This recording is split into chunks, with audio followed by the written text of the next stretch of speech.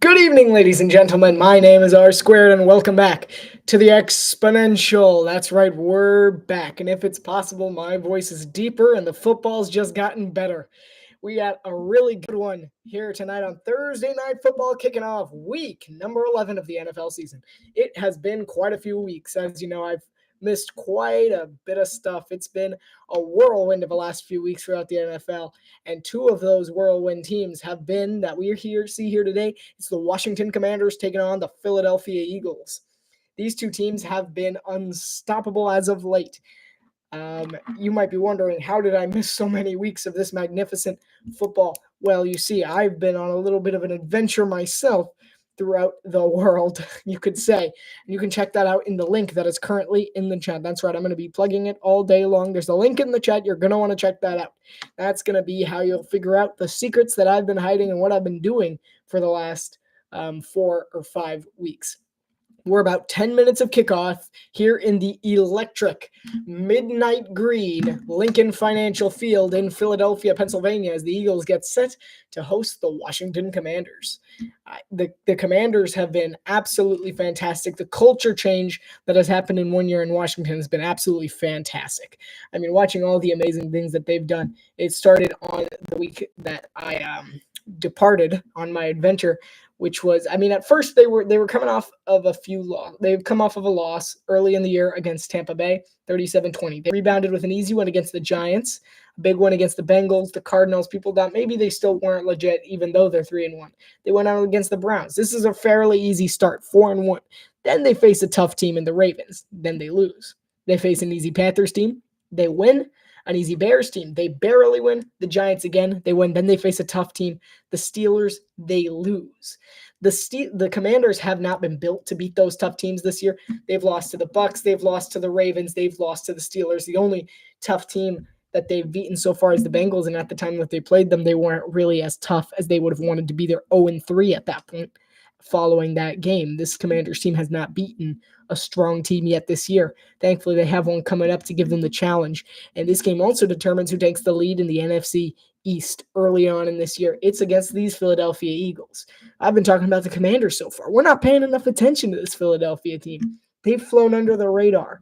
Why? They barely beat the Packers in Sao Paulo. Then they lost to the Falcons the next week, and that was one of the most disappointing games as an Eagles fan, to watch your team lose that in the lights. They only win by 3 against the New Orleans Saints team, who got off to a really strong start. Their defense looked really hot in that one. Then they lose to the Bucs. They're currently sitting at 2-2, not looking too good. Then they face the Browns. They only win by 4. This is at the point in the season where Eagles fans start to be a little concerned. The Eagles haven't been the team that we've thought they wanted to be.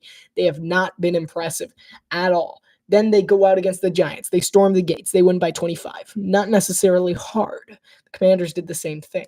Different score, but essentially the same thing. Then they go out there against the Bengals. They win by 20 points. Not quite a blowout, but 1 point shy of it. It was a very impressive game. Then they go out there, barely beat the Jaguars, but that's still a win. Last week, they went out. My bad. I dropped my pen. They went out, and they completely destroyed the Dallas Cowboys. That was their statement win. The Eagles are currently on a 5-game winning streak. They're 7-2 on a 5-game winning streak. They have not lost. This is their challenge. This is the team that stands in their way. It's the Washington Commanders. The Commanders and the Eagles are playing for an AFC East title spot at the moment, because this game very well has very big playoff implications. These teams will play one more time this year, but at that point, it's going to look a little tough. One of these teams has to pull ahead. We get to find out which team today. The Philadelphia Eagles running out of the tunnel in a haze of green smoke, led by Jalen Hurts, their quarterback, and Nick Sirianni, their head coach, who's faced a bit of criticism over the years, but he still stands strong. We have a thrilling game today. Give me 1 second. I hear some noise that I'm going to go silence, and I will be back. I forgot that was open.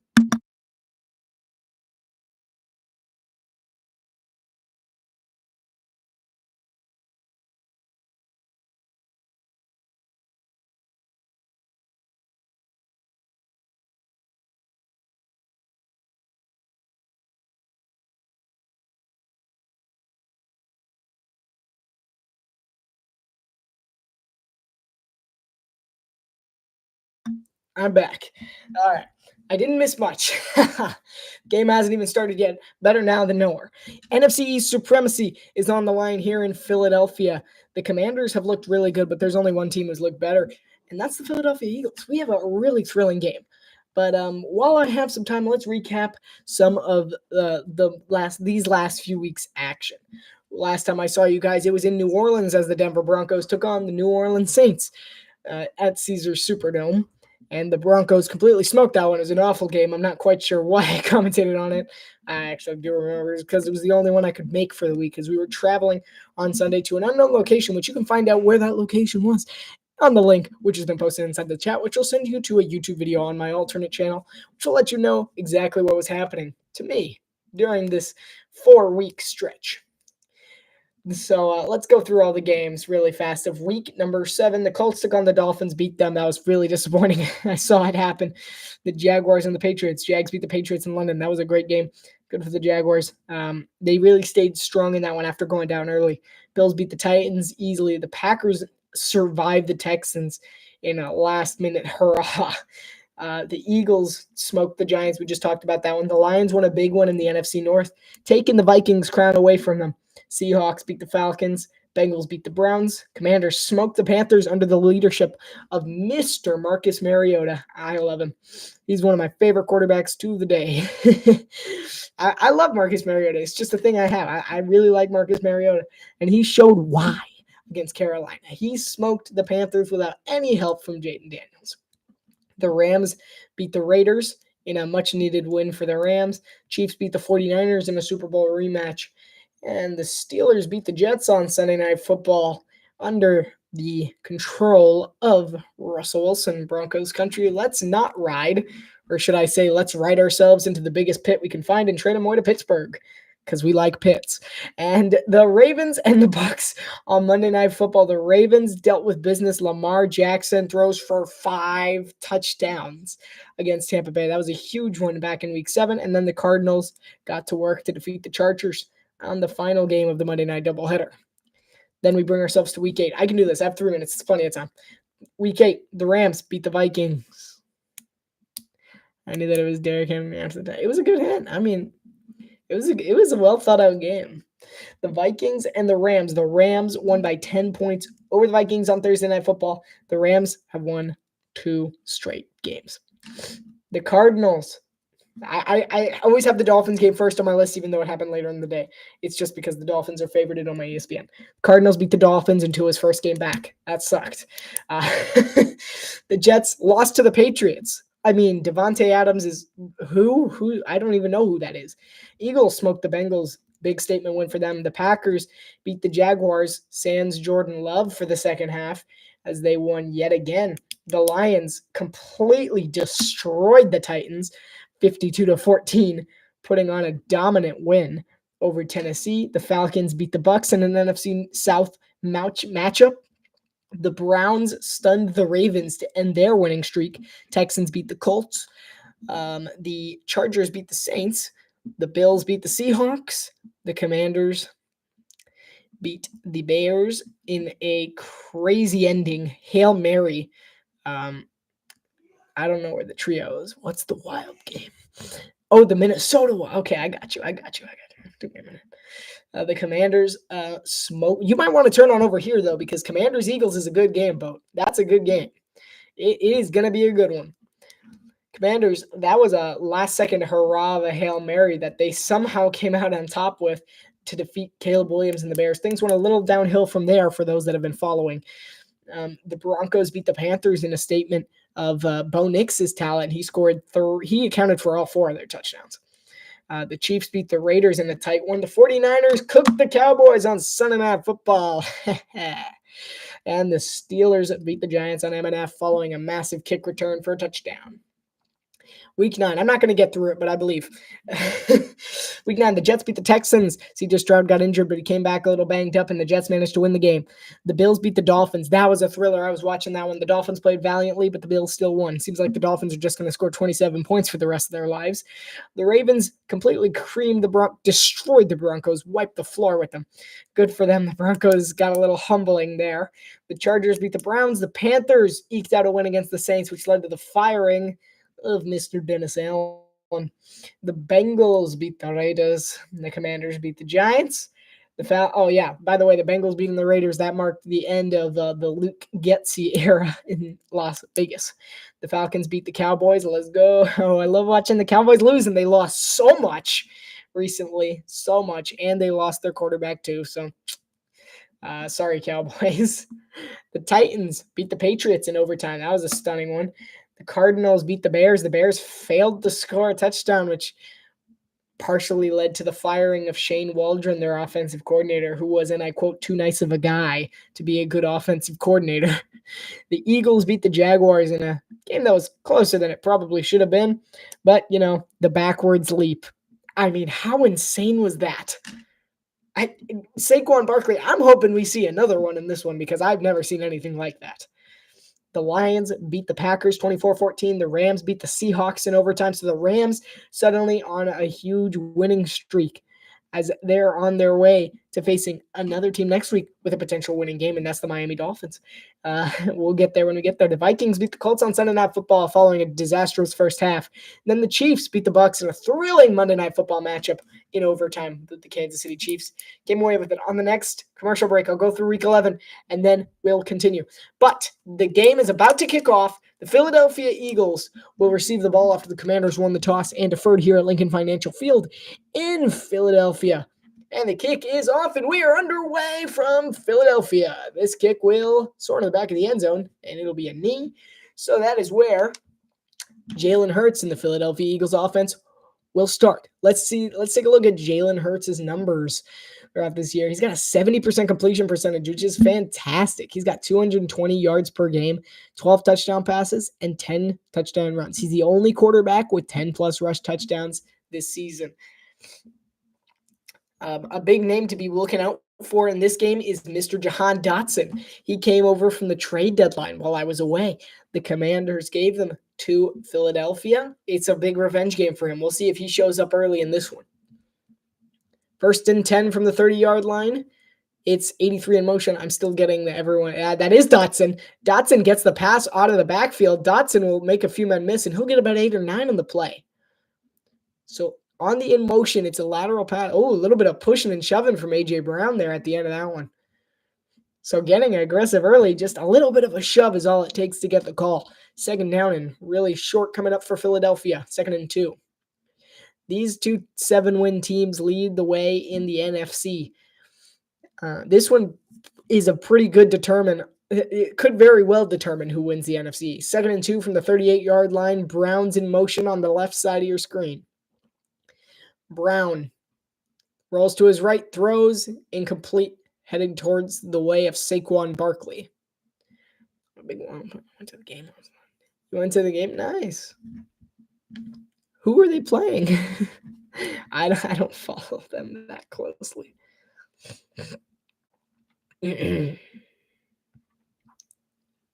I really don't follow it that closely. 3rd and 2 coming up for Philadelphia.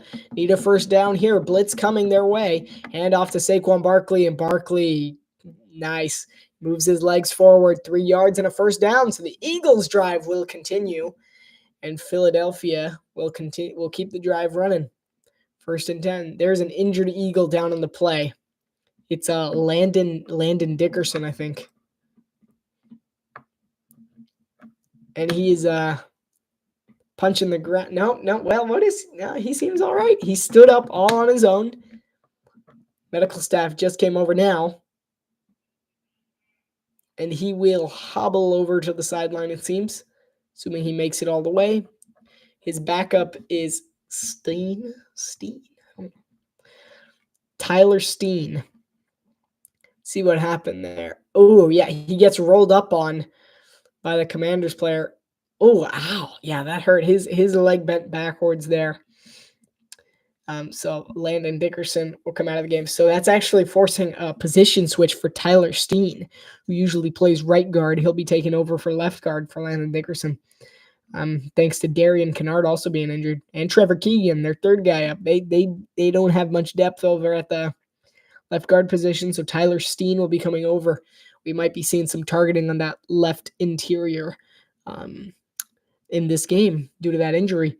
Tyler Steen is the third-round pick out of Alabama a year ago. 1st and 10 from the 41-yard line. It's Devonta Smith in motion.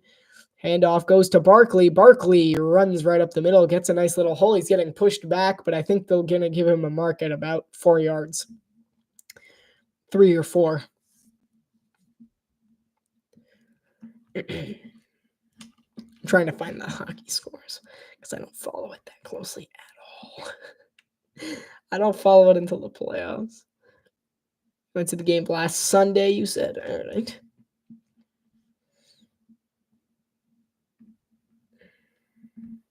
Okay, I'm just blind. I just don't see it. The Blackhawks, that's right. All right. 2nd and 6, play, and it'll be play action. Under pressure, Hurts backs up. He'll just have to throw it away in the direction of Jahan Dotson. You said you won in overtime? It says you lost in overtime. No, yeah, it says you guys lost in overtime on Sunday. Did you go to the same game? Unless you're a Blackhawks fan, but no. I don't know that much about hockey. 3rd and 6 coming up for the Philadelphia Eagles at the 45-yard line. Hurts in shotgun. He's got Brown in motion. They've been using motion quite a bit on this one. Pressure coming towards him. A.J. Brown spins out of a tackle to get an extra 2 yards. 1st down Philadelphia into the Commanders' territory. 1 second. Oh, man, the Panthers are losing. No, man. That was 7 yards tackled by Noah Igbenogany, the former Miami Dolphin / Dallas Cowboy. 1st and 10, play action. We'll go up the middle to A.J. Brown. A.J. Brown has a hole, stiff arms a man, and he's down at the 22-yard line. A beautiful play call on a perfect slant, and A.J. Brown does the rest. He says, no, get off me. He tried to make the tie. He said, get off me. And that's a big 1st down for the Eagles, and the Eagles are making great progress. It was a nice read. He had the defender fooled, and then I think it was St. Juice who was in coverage on that one. Is that his name? I'll have to check. Saquon Barkley on the handoff will be wrapped up by 3 Commanders, and the O-line can't hold up against the pass rush of the Washington Commanders. Move this up just a bit. I'm going to check to see who is on the Commanders' defense because I don't know it that well. So it was Sandra Steele on the coverage there. So it was not St. Juice. It was Sandra Steele, the nickelback. That's a huge mismatch. A.J. Brown's is gonna cook him all day if they leave him on there. 2nd and 12 from the 25-yard line. Potential blitz coming. Blitz does come. They brush 5. Hurts under pressure. Rolls to his right. He'll have to throw, and it is caught by Dotson, who is wrapped up by a great tackle by Sandra Steele for a loss of about another 2, but there is a flag. We'll see who it's on. It's looking like it's going to be on Washington. It is not. I was totally misreading that. It is on Philadelphia. It's holding on Makari Becton. I think his name's Makari. I know his name's Becton. Mekhi Becton. Let's see it here.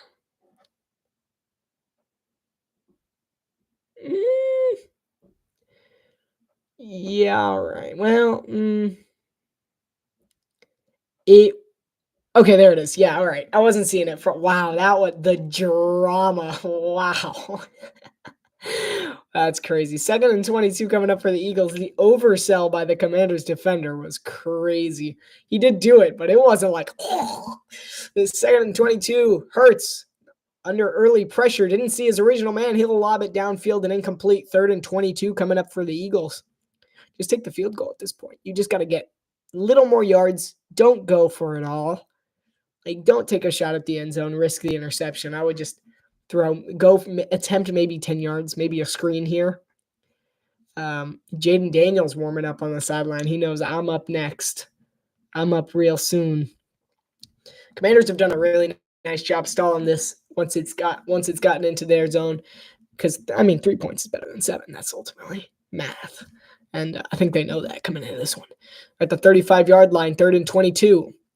Hand off to Barkley. No, Gainwell. And Gainwell actually makes some nice moves to get about 10 yards. On the play, get him back to the 25. It'll be an easy chip shot field goal for the veteran kicker, Jake Elliott. It is I think it's a nice day. It looks cold in Philadelphia. It's dark. I assume it's a nice day. I need to be I'm like leaning on the desk trying to see everything. I'll stand up straighter so you can see me. It's a 44-yard attempt for Jake Elliott. He's 12 of 15. He's got 80%, which, isn't the best, but he's a good kicker. He's been very consistent for this Philadelphia team, and he made the Super Bowl, so, And I totally jinxed the kicker. He missed it wide to the left. And Jake Elliott misses the field goal. The Commanders keep the points off the board. Oh, I totally jinxed the kicker in a winless day, too. Those flags were not moving. He just missed the kick. And Dan Quinn all smiles after that one. I jinxed the kicker. That's crazy. Someone get a clip of that. We got to clip that. Just me going, I jinxed the kicker. I can't believe I did that. I feel so bad. I gotta tell my friend, my Eagles fan friend, that I jinxed his kicker. I can't believe I just did that. Wow, that was my bad. It was a well put together drive by the Eagles and a 44-yard chip shot field goal as well, but he just missed the mark.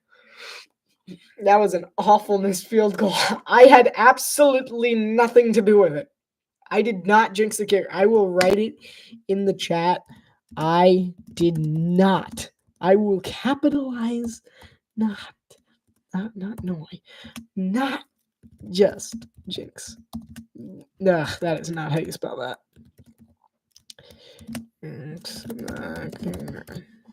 I did not just jinx the kicker. All right. I did not just jinx the kicker. It is out there. I did not jinx the kicker. I did it. I didn't do it. I didn't do it. I blame someone else who went through the statistics and called him a very consistent kicker.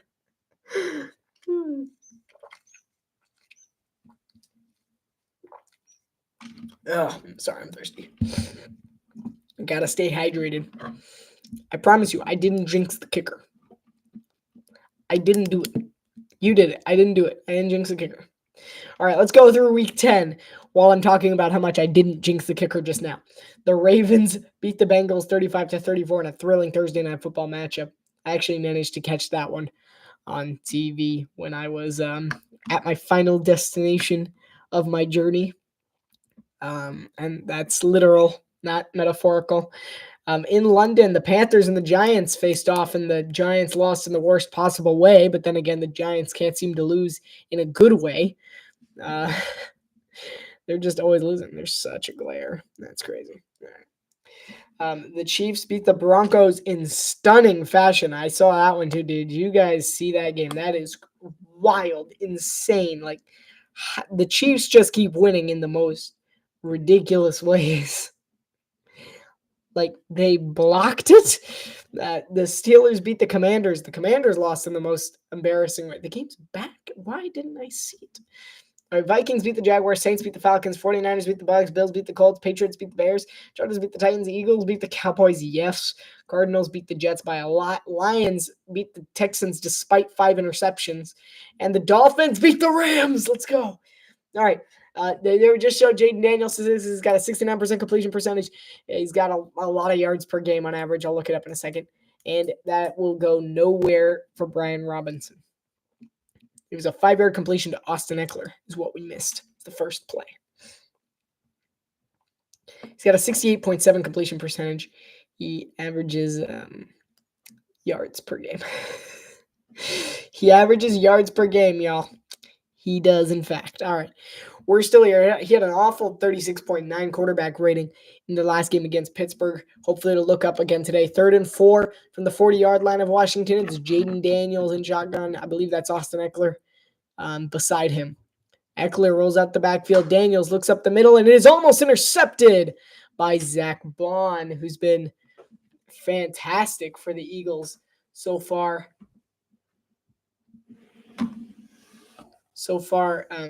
Today.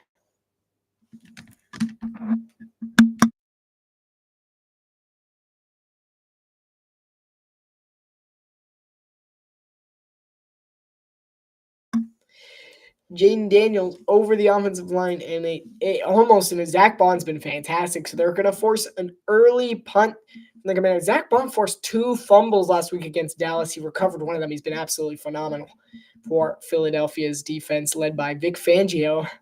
I remember him. Tress Way will punt it away and a quick 3 and out. And a fair catch at the 8-yard line, where the Eagles will start their second drive of the day. It's 0-0 after 2 drives here in Philadelphia. I would just like to re-mention, I didn't jinx the Eagles kicker. I had absolutely nothing to do with that. I totally didn't say that he was a reliable, consistent kicker just before he missed a field goal. It doesn't sound anything like me.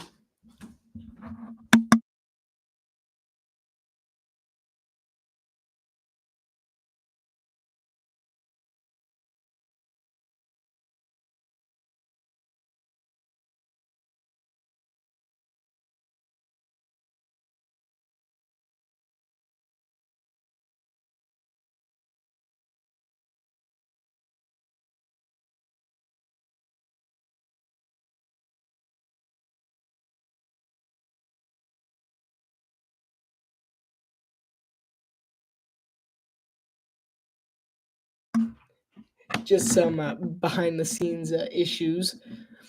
Again, I didn't jinx the kicker, y'all.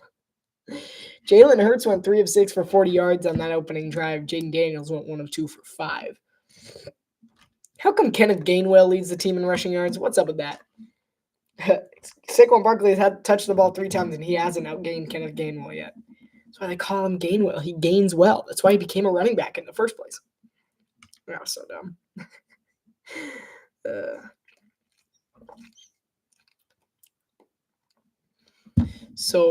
Washington's defense is led by mostly Dan Quinn. Mostly Dan Quinn. He's calling the plays. I don't know who the defensive coordinator is. It honestly might just be Dan Quinn. I need the trio to show up. Where are they? They aren't here yet. I mean, Boat was here for like 10 seconds, then he left. But we need Pepper to get in here. And Firecar, yeah. Me trying to remember the names of the trio. Jordan Mailata. They're showing a play here. Well, let's see what happened. Oh, he's been big. He's been blocking. He's been blocking like crazy. He's been doing a great job on Fowler. I think Fowler? That sounds about right. I think his name's Fowler. Let me fact check myself real quick. I'm in my back. I got back issues, y'all. I'm old.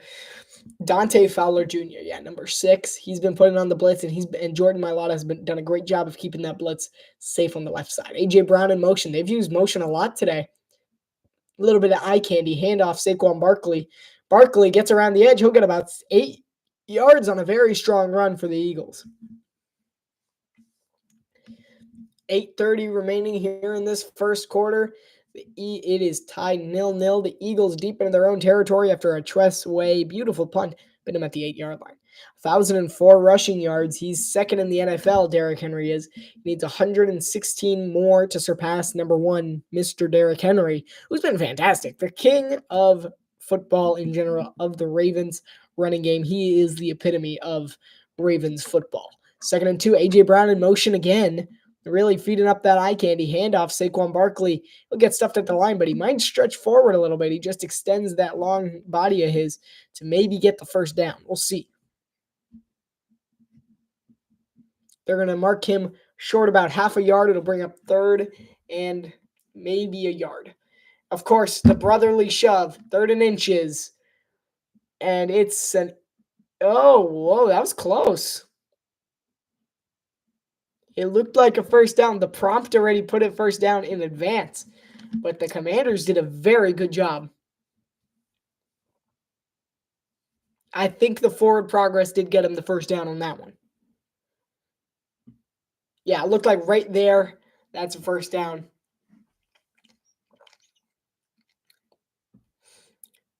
.7:05 to go here in the first quarter. 1st and 10 for Philadelphia after the brotherly shove got them a fresh set. 1st and 10 from the 19.5-yard line. Blitz coming, heavy blitz coming. They back out. Play action. They'll give it to Goddard. Goddard is slammed down on a beautiful tackle by Jeremy Chin, who said, "Mr. 300 pounds, you're not going anywhere." Fantastic job by Jeremy Chin, just getting him down there. Jeremy Chin came all the way from Carolina. He went from bad team last year to bad team last year, but this is a good team this year. He made a smart choice on his way over. He's a 2nd-round pick from Carolina, Southern Illinois. He's huge there. Jalen Hurts, 5-man rush, throws to A.J. Brown, but it was way out of bounds. Terrible throw by Jalen Hurts. 3rd and 8 coming up. Hurts has been a little inaccurate today, a little more than Eagles fans might wish to see from him. But he can definitely turn this around as the game goes on. There's a glare in my face. I'm trying to get rid of it. I'll just scooch over here. Nice. Now, but then the Dolphins poster's out. Yeah, that's fine. There's new stuff to add to the wall, but I haven't added to it yet. There's new stuff. I'll find a way. Another blitz coming for Philadelphia. Dan Quinn's trying to dial it up. They rush 6. Hurts steps up in the pocket and he's taken down. It's Frankie Louvu. That was a great call. I mean, 6 rush on 3rd down, gets the Eagles off the field. He makes him step up in the pocket, and Louvu's just all the way there. He wraps all the way around. Just a simple spin move. Louvu gets a nice traction, and then he just slips out. Hurts made a mistake jumping forward. He should have held his ground a little longer, maybe even gone outside instead of inside. Louvu made a great move there. Very smart football. 4th and 11, force the Eagles to punt it away back to the Commanders' offense. It's Terrence Mann punting. Commanders bring pressure on the punt. Mann gets it off. It's a big punt. It'll bounce. It'll take a Commanders bounce to about the 42-yard line, where the Commanders will take over at their own 42-yard line. Good field position for the rookie quarterback. 2nd-round pick. It's the 2nd straight year the 2nd-round pick's been the pick to go for. C.J. Stroud, now Jaden Daniels. What's up with that? If you're here, feel free to comment down in the chat. I'd be more than happy to answer any of your sports-related queries or questions, which is the same thing, but no, whatever. And also, if you're watching and you haven't already, there's a link right over here on the side of your screen, and that is a link to what I've been doing over these last few weeks. I've been missing for a while. I made these very special videos for you while I was there. It's scavenger hunt. It's pretty cool. You should go check it out. It was a lot of fun to make with the cameraman, so it's right over there. It should be right there. Yeah, right there. I can do it right there-ish. And that's where you can find out. You click that link, it will go send you over to the other channel, and you can watch those videos there. They were really fun to make. I really enjoyed them. My favorite hint was Steve Air McNair, because I'm like, how did that relate to anything? And he's like, well, because Steve McNair played for both the Ravens and the Titans. I'm like, what? Like, that's a hint? Like, I'm supposed to know that, except I didn't know that. I just didn't put the pieces together.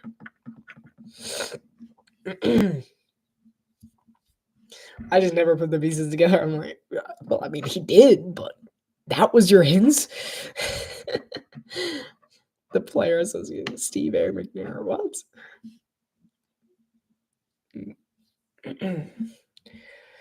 This one has been fairly interesting so far, even in its nil-nilness. We've seen a battle of defense early as we get to see the Commanders' offense roam back onto the field. It's been shocking how good the Commanders have been, considering their lacking wide receiver unit. Terry McLaurin has been leading the way. Of course, he's scary, Terry. He's great. But Noah Brown and Luke McCaffrey, not so much the number 2 and 3 guys that you would expect. Noah Brown came over from Dallas. Luke McCaffrey, Christian McCaffrey's like brother, cousin. It's one of the two. But he was a 3rd-round pick this year from Rice. And he's been here. But we haven't seen a whole lot. Like they've been doing surprisingly well. Brian Robinson isn't considered a great running back, but they're still winning games. The Commanders are still pulling off incredibly impressive wins. 1st and 10 from the 42-yard line is Jaden Daniels. Austin Eckler will be in motion out of the backfield. A little bit of trickeration to open up. It'll go to Eckler out of the backfield on the dump off. He'll get 10 yards. He'll get a little more. He'll get about 20, 25. He'll get 30. He'll get 35. He's taking Eagles with him. Oh, and a little bit of scuffle after the play. A big scuffle after the play. Things getting fierce in Philadelphia between Biadaz and the Eagles defense. And a huge run by Austin Eckler. Simple play, but that's what Eckler was known for back in LA, back for the Chargers, was just making plays happen in the receiving game. He wasn't even ever that good of a running back. It was just that little wheel route that he seemed like he was about to run, but then just went for the screen, and then he just outran Bond, and then he just dragged him with him. And they're at the 24-yard line of Philadelphia. Daniels, it's a designed QB run. Daniels will go for about 6 or 7. He takes a bit of a shot at the end of that one. But it'll go for 6. 2nd and 4 coming up. It's 2nd down. I would be expecting a run here. I would run on 2nd. You gave him the sneak. It worked. I would hand it off to Eckler or Robinson. They're both solid. Since I think it's not. I mean, it's Eckler and Robinson's there too. All right, we'll see. Pressure coming. Handoff to Robinson. Robinson finds a hole. He slips through. He's down at the 1. Is he over? Did he get the touchdown? He's shy. He's at the 1-yard line. He's just short for the Commanders. What a run. I mean, I thought he had a little bit of a hole. I'm like, he has a hole, but I didn't expect him to break through that much. He broke through like 5 tackles to get to the 1-yard line. They're going the same play. They're like, we don't even care. Same formation. They're going the other direction. Nope, just a handoff to Robinson again. It's not going to. Oh, it did work twice. Touchdown, Washington. Brian Robinson Jr. I said, no way to work twice. They stopped him, and then the Commanders' O-line just shoves him in. It's their own version of the brotherly shove because it's Washington. They can do whatever they want. They make the laws. Brian Robinson, he just keeps moving the legs, and the O-lineman, 67, Allegretti. All the work there. That's touchdown Allegretti. How about the big man balling we're seeing right now? How about that? That is just some big man balling. Let me say.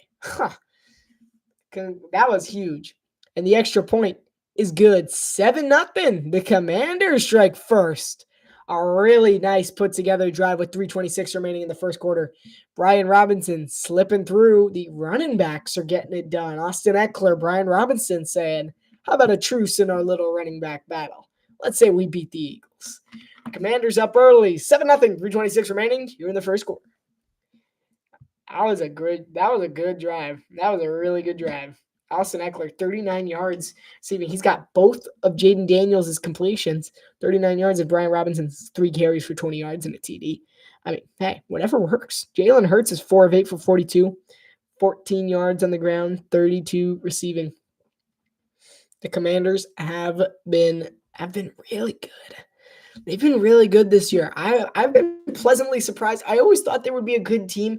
I wasn't sure how good. I was expecting maybe 8 wins, 9 wins. I was not expecting the start that they're already at, which is probably at this point almost 10 or 11 wins guaranteed. They're playing absolutely fantastically. So inactive for this game against Philadelphia is cornerback Marshawn Lattimore, who they got at the trade deadline. I'm sad because I wanted to see him play for a different team for the first time in like 80 years. But he is out for this one against Philadelphia. No, but I mean, Washington's been making things work on offense. They don't have a particularly impressive offense. Jaden Daniels, of course, leading the way. Brian Robinson, Austin Eckler, good, not great necessarily. Terry McLaurin, he's great. He's like the one player. It's like, okay, he's great. Noah Brown, Luke McCaffrey, Olamide Zacchaeus, De'Ami Brown, they're all right. They're all right. Zach Ertz, washed up. He's a little old. John Bates, don't even know who that is. Ben Sinnott, he's okay. And I mean, their offensive line's gotten better and better. Andrew Wiley, Sam Cosmi, Tyler Biadasz, Nick Allegretti, Brandon Coleman's like the weak link of the group. And then on defense, they're not even all that impressive either. Clellan Farrell's not that great. Darren Payne was a good pickup. Jajon Newton was a good pickup in the draft. Dorrance Armstrong, Frankie Louvu, he's had his moments in Carolina. Bobby Wagner, was a little old, little washed up. Dante Fowler, interesting pickup. Benjamin St. Juste has been pretty good. Emmanuel Forbes has been pretty good. Jeremy Chin was an interesting pickup. It shocked a lot of people. Quan Martin, I don't even know who that is. Marshawn Lattimore is probably the best player that they've recently acquired. Has been Marshawn Lattimore. And they don't even need him to be winning games. Like, this is not a particularly stupendous Commanders roster as far as like actual player talent previous to the season goes, but they've performed very well. They've exceeded all my expectations. They've been very good this year. My big problem with Jaden Daniels was in college was that he kept losing. He kept losing games. It's a returnable. This one will be returned up to the 37-yard line. A fine return for the Eagles, where Jalen Hurts will start his drive in good field position. That was a 33-yard return from Will Shipley. 1st and 10, 3:20 remaining here in the first quarter. Dan Quinn has done a great job with this Commanders team. He's done absolutely fantastically. Fantastically. It's a word. It is. It's a word. 1st and 10 from their own 36-yard line is where they're spotting it. A heavy blitz coming. A.J. Brown in motion. A lot of that motion today. And it'll be play action towards Barkley. He rolls to his right. Pressure comes. He throws to Smith, who can't reel it in. It's actually almost intercepted off the deflection. Smith almost had it focused too much on the toes, not enough on the hands. Good attempt. 2nd and 10 coming up for the Eagles.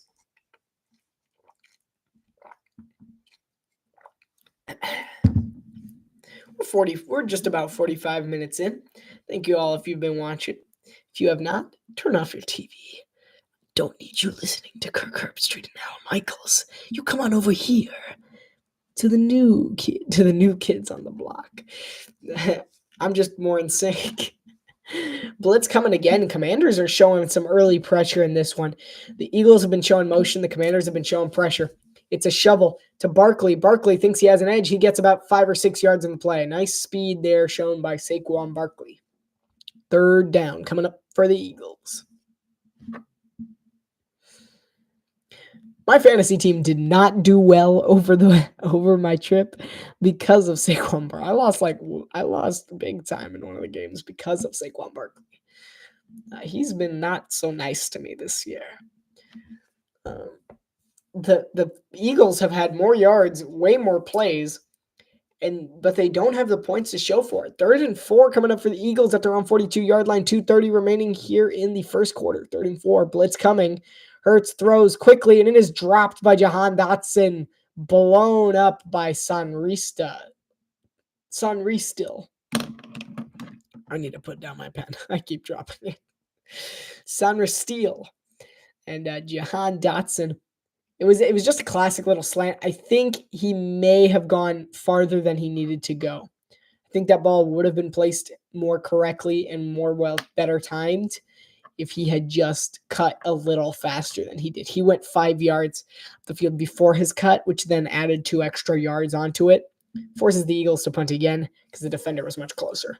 Terrence Mann's up yet again, 4th and 4. And Mann punts it away. Another pressure coming on the punter. It's another good punt, which will get him at the 10-yard line. It's returnable, and they will return it. He will be hit originally at the 15, but he'll get an extra 4 yards to the 19. There was a flag on the punt. Only the second one we've seen today.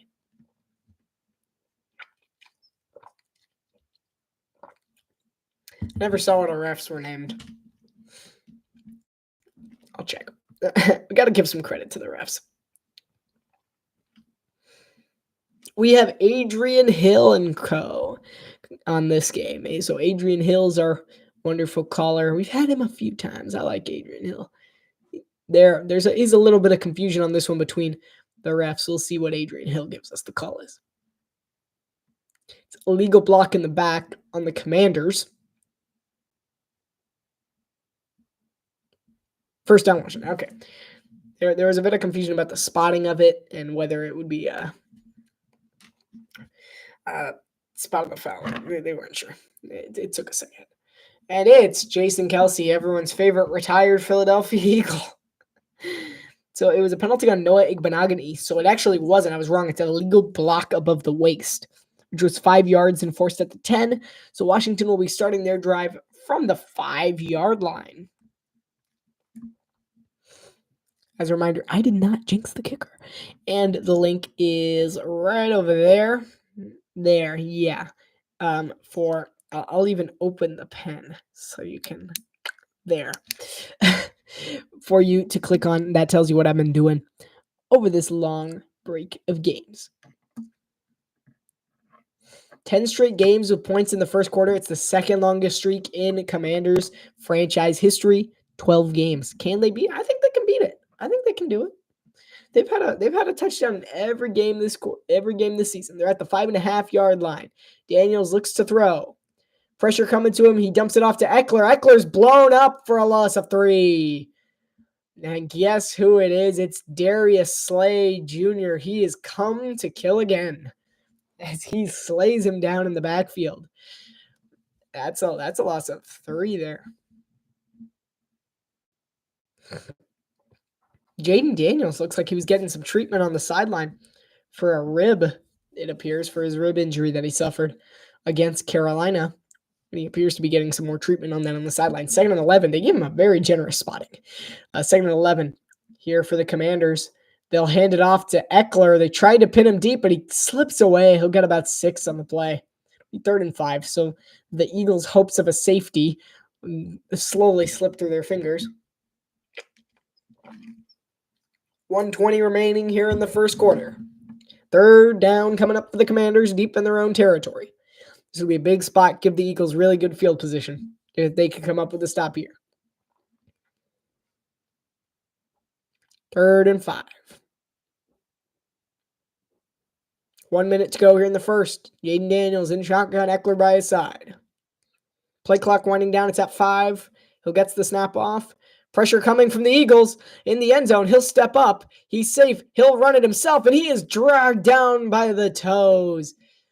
It's I think that's Nakobe Dean. It is Nakobe Dean. I got one. Okay. And he will be taken down for only a gain of 1. That was huge by Nakobe Dean there.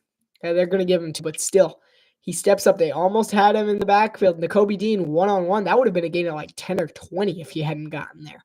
Nakobe Dean makes a huge tackle by the ankles to prevent the Commanders' drive from continuing any further. And here's the punt. It'll leave us 1 play before the end of the first quarter. And Tress Way will boot this one far. It's a good kick-ish, and it will give them at the 50. And they will start in Commanders territory at the 48-yard line of Washington. Whoa, there's a lot of fist fighting happening at the end of that one. I'm not sure what happened. It's a little bit of a scuffle at the end. They won't show it. They don't even show it after that. Cooper DeJean on the return. That's rookie Cooper DeJean, 2nd round pick out of Iowa.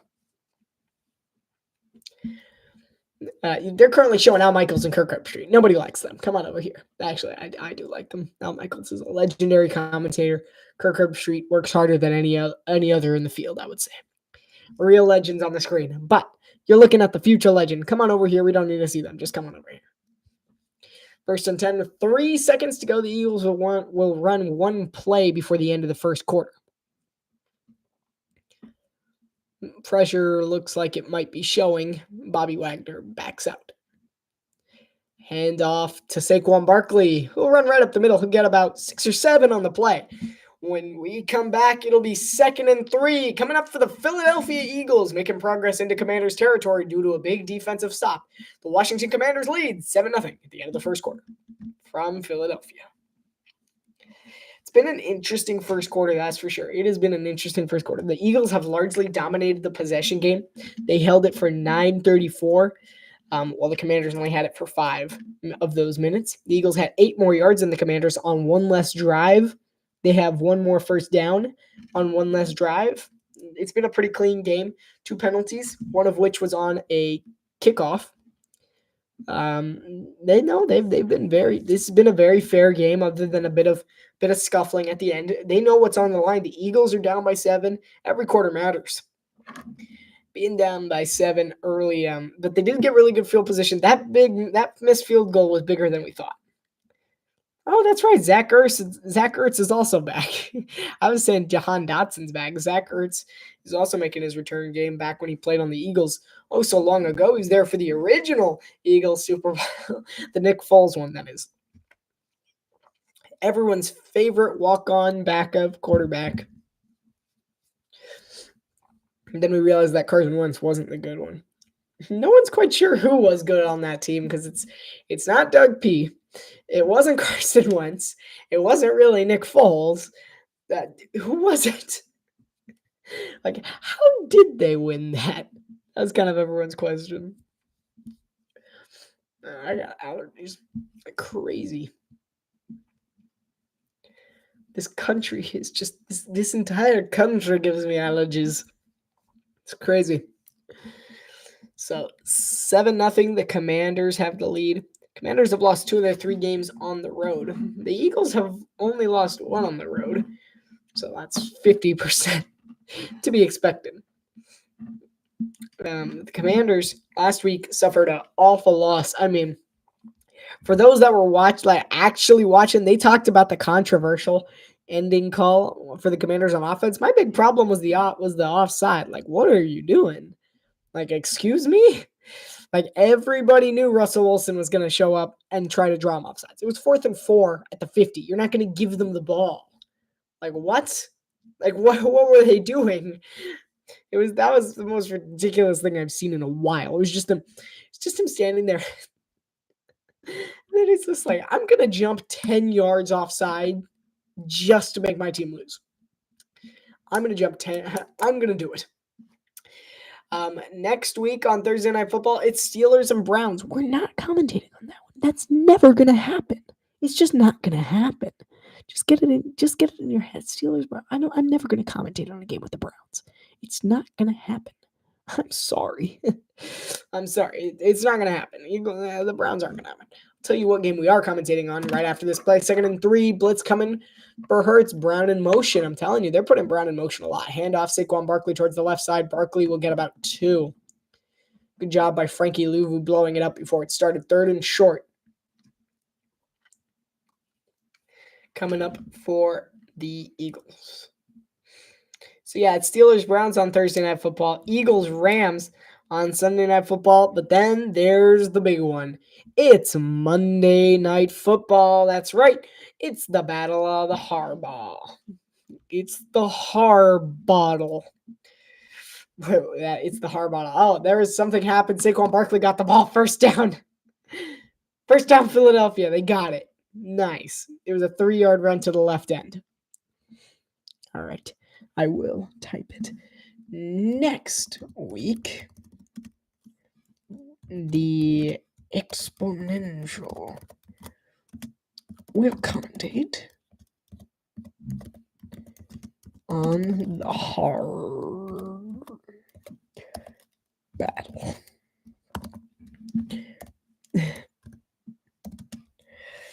first and 10. Oh, right after this play. First and 10. Jalen Hurts, handoff. And they're going crazy. Oh, no. And it was such a failed trickeration. Oh, my goodness. Absolutely everything went wrong. And Jalen Hurts was shaken up after the play as well. Absolutely everything went wrong there. Frankie Louvu blew that out. It's going to be a second and 50. Frankie Louvu just came straight to the backfield like he was expecting it. First it was to Barkley, to Smith, and then to, and then to Hurts, who was absolutely nailed. Frankie Louvu crushed second and 23, and they're out of field goal range. That was huge. Wow, I've never seen trickeration fail that badly. It's going to be a dump off to Kenneth Gainwell. He'll have to make a few men miss. He can. He'll get about 10. Maybe last 7.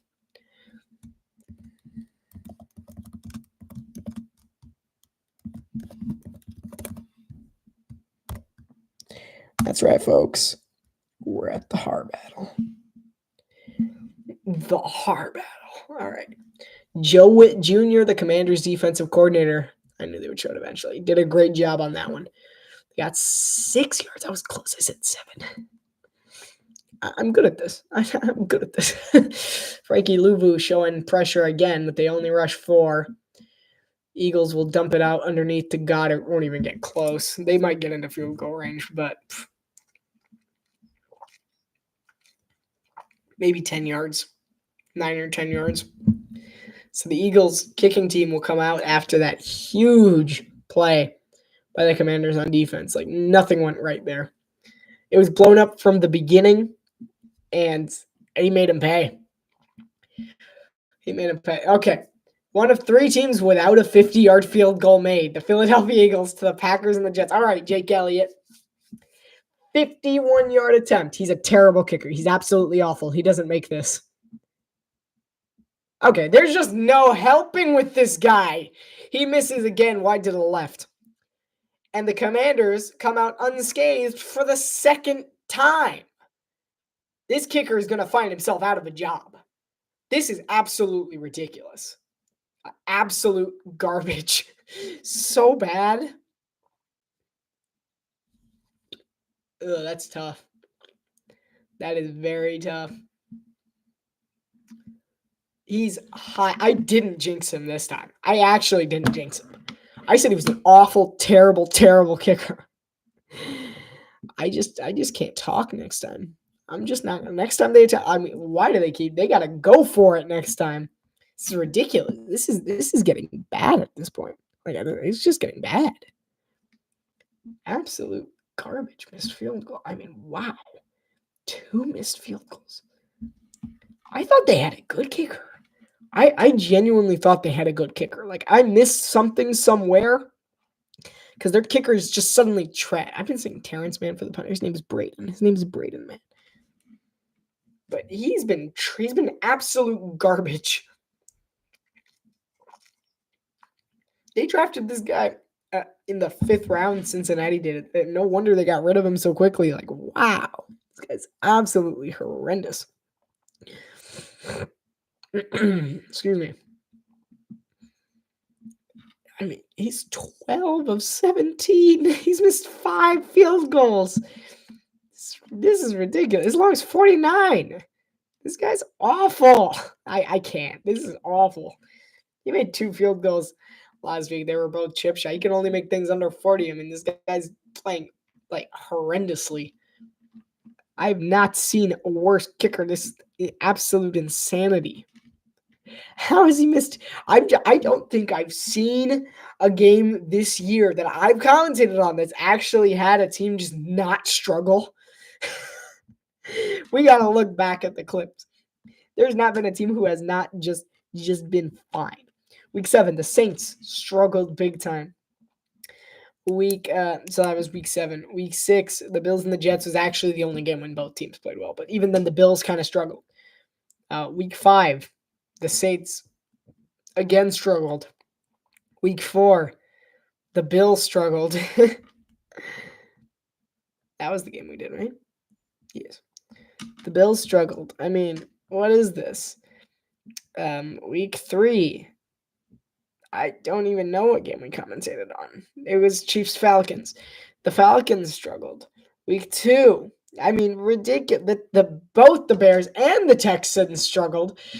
Yeah, Jaden Daniels drops back to pass, 1st and 10 from their 41-yard line. Daniels under pressure, has happy feet. He's about to be taken down. He'll be sacked for a loss of 4 on the play. The Eagles defense gets home for the first time tonight. And then in week 1, opening game, the Ravens struggled for like 90% of the game. Like, this has been, like, my luck has been awful. Like, why are the Eagles playing so badly? What's going on? They need to be good at this. All right, 2nd and 14. Eagles defense needs to stop. Just over 11 minutes to go here in the half. 2nd and 14. Robinson in motion. 4-man rush coming for him. And there's a big hole and he's taken down for the 2nd time. A huge hole opened up for an Eagles defender. Beautiful move. It's Josh Sweat, the former Washington Commander. Say, hey, remember me? I know you don't because you're a rookie, but everyone else remembers me.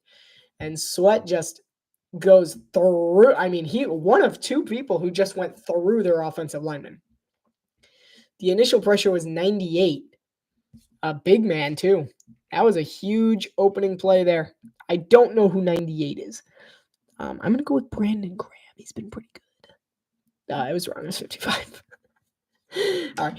Jaden Daniels. Hand off to Robinson. Robinson thinks he has a gap. He only got like 6 or 7. Taken down, 4th down, but there is a flag. Oh, that would be so awful. That would be an absolutely awful ending there. It's holding on Washington. They're just declining. Yeah, the penalties declined. 4th down, huge stop. Took them a minute, and the Eagles get the ball back early.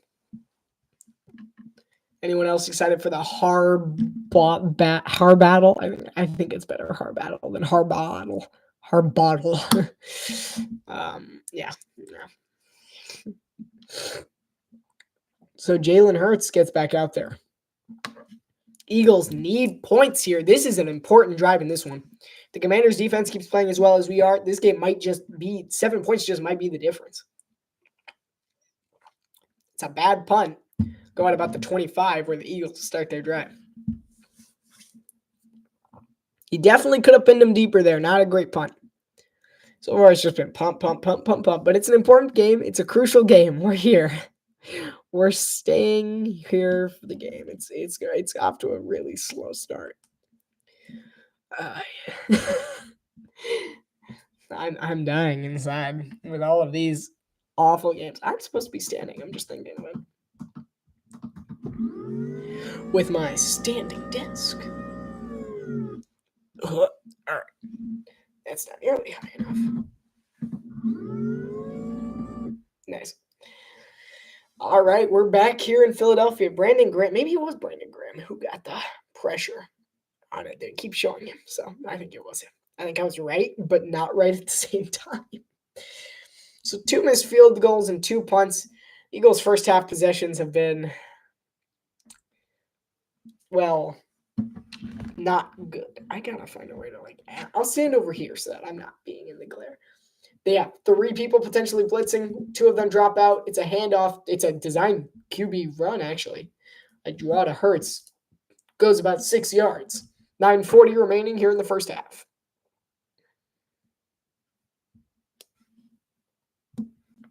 Second and 5 coming up for the Eagles. 9:25 and counting. Goddard in motion ahead of the play. They're not showing the wide. All right, here we go. 2nd and 5 from the 31-yard line. Hurts takes the snap, hands it off to Barkley. Barkley up the middle. He won't get anything. 1 yard. 3rd and 4. That was an awful play. Terrible play call. That should have been a pass. Kept them on their toes. 2nd and 5. I would have thrown the ball there. I mean, honestly, I'm a better coach than half these guys. I mean, that was not a great play call. Saquon Barkley has, of course, been great. 102 scrimmage yards per game, 3rd among active players in his career. Christian McCaffrey, 115, and Jonathan Taylor, 104. I have trouble believing Jonathan Taylor's 2nd on that list. I do. I have trouble believing that because he's never been as good as Christian McCaffrey or Saquon Barkley. 3rd and 4. Hurts drops back to pass. Under pressure, he'll have to roll to his left. Looks on the run, throws it away. Awful. That was a terrible throw. What's he even trying to throw to? The dirt? Jalen Hurts is having a pretty bad game so far today. And they're just going to give the Commanders the ball right back. 3 and out, followed by 3 and out. He actually had Brown. His defender slipped. He just didn't throw it. He had him he just missed him completely. Really, really awful throw. That was all on Hurts. 4th and 4. Suns punt it away. Give the Commanders. Oh, and he is taking down a great special teams play. Get him down at the 27-yard line where the Commanders will start their drive. Really awful, awful performance by Philly so far in this one. They got to step. They needed to score there. Who knows how long their defense can hold this up? It's like Miami on Monday Night Football.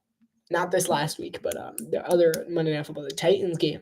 They played so well. They held out the entirety of the first half. They did fantastically.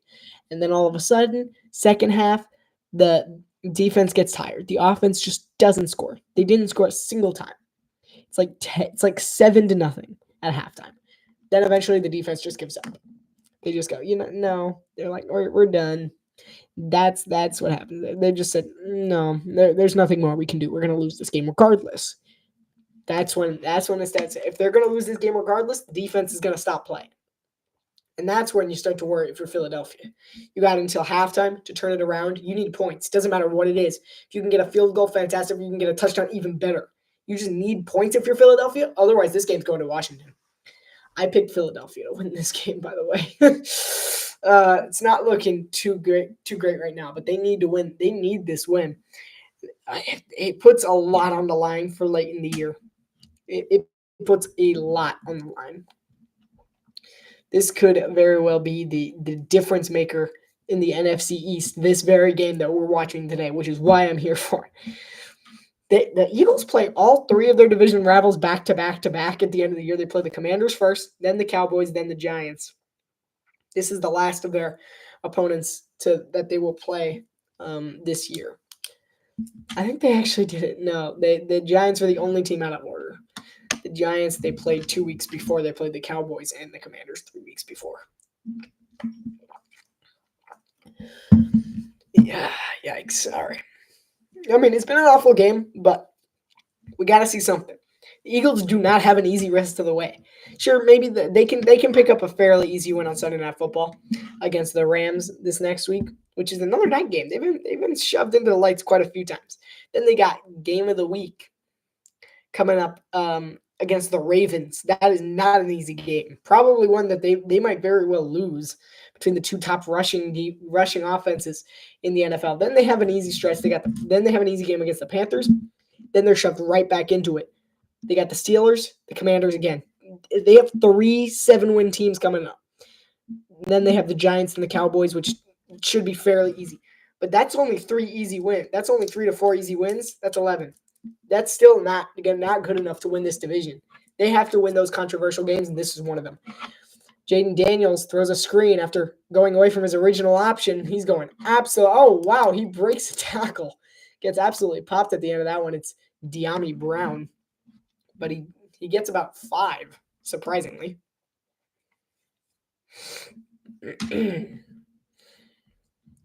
But I mean, if they can't win this one, chances are they have to win in Washington next time they meet. If they don't win this one.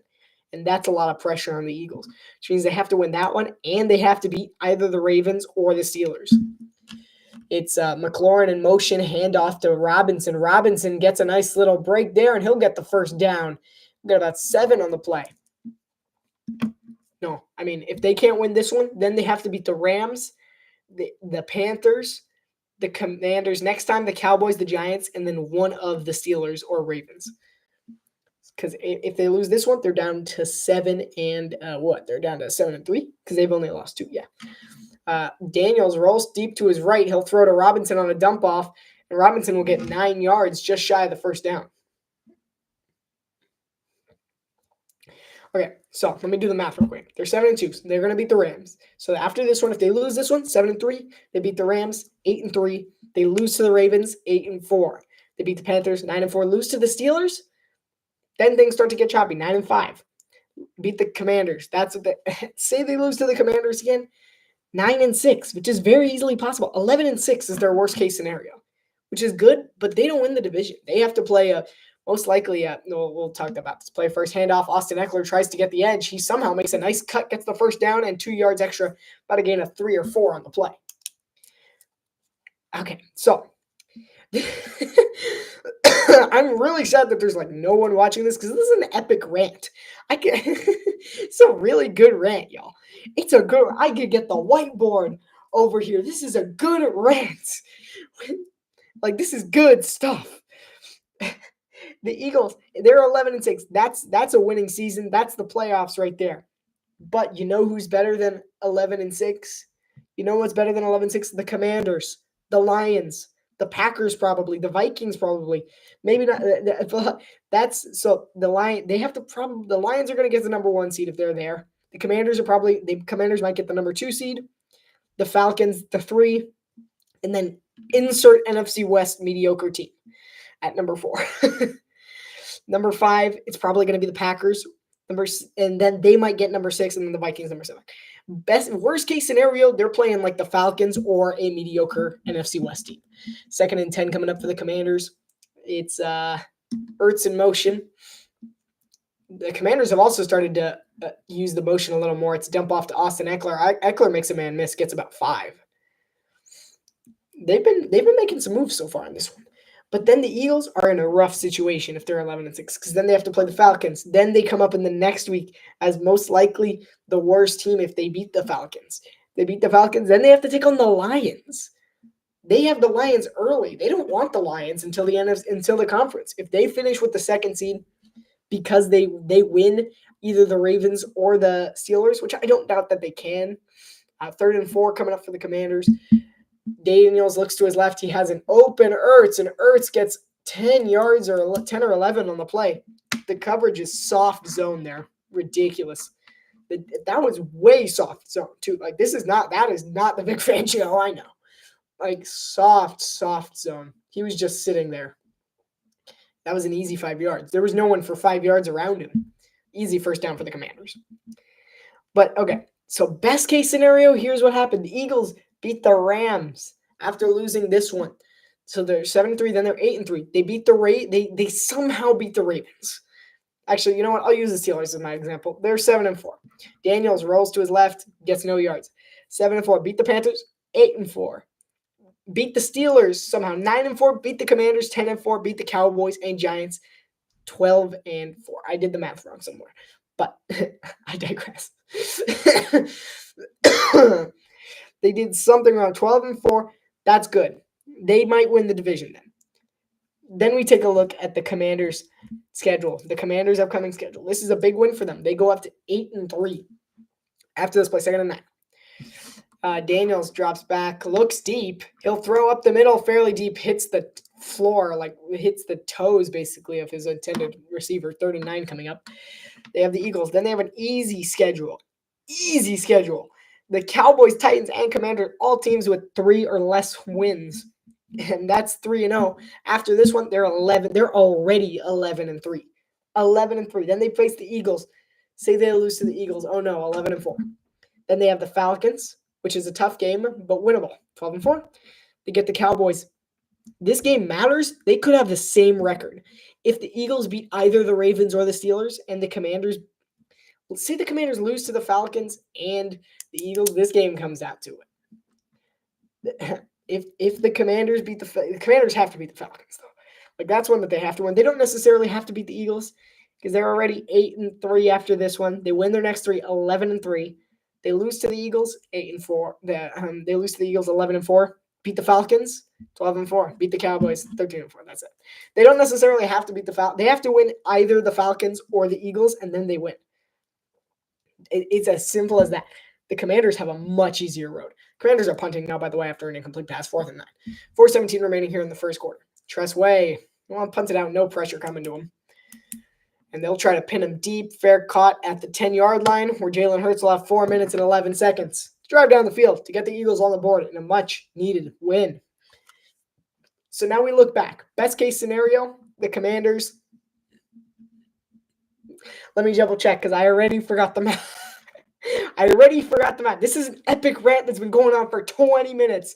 I'm not finished. The Eagles need to win this.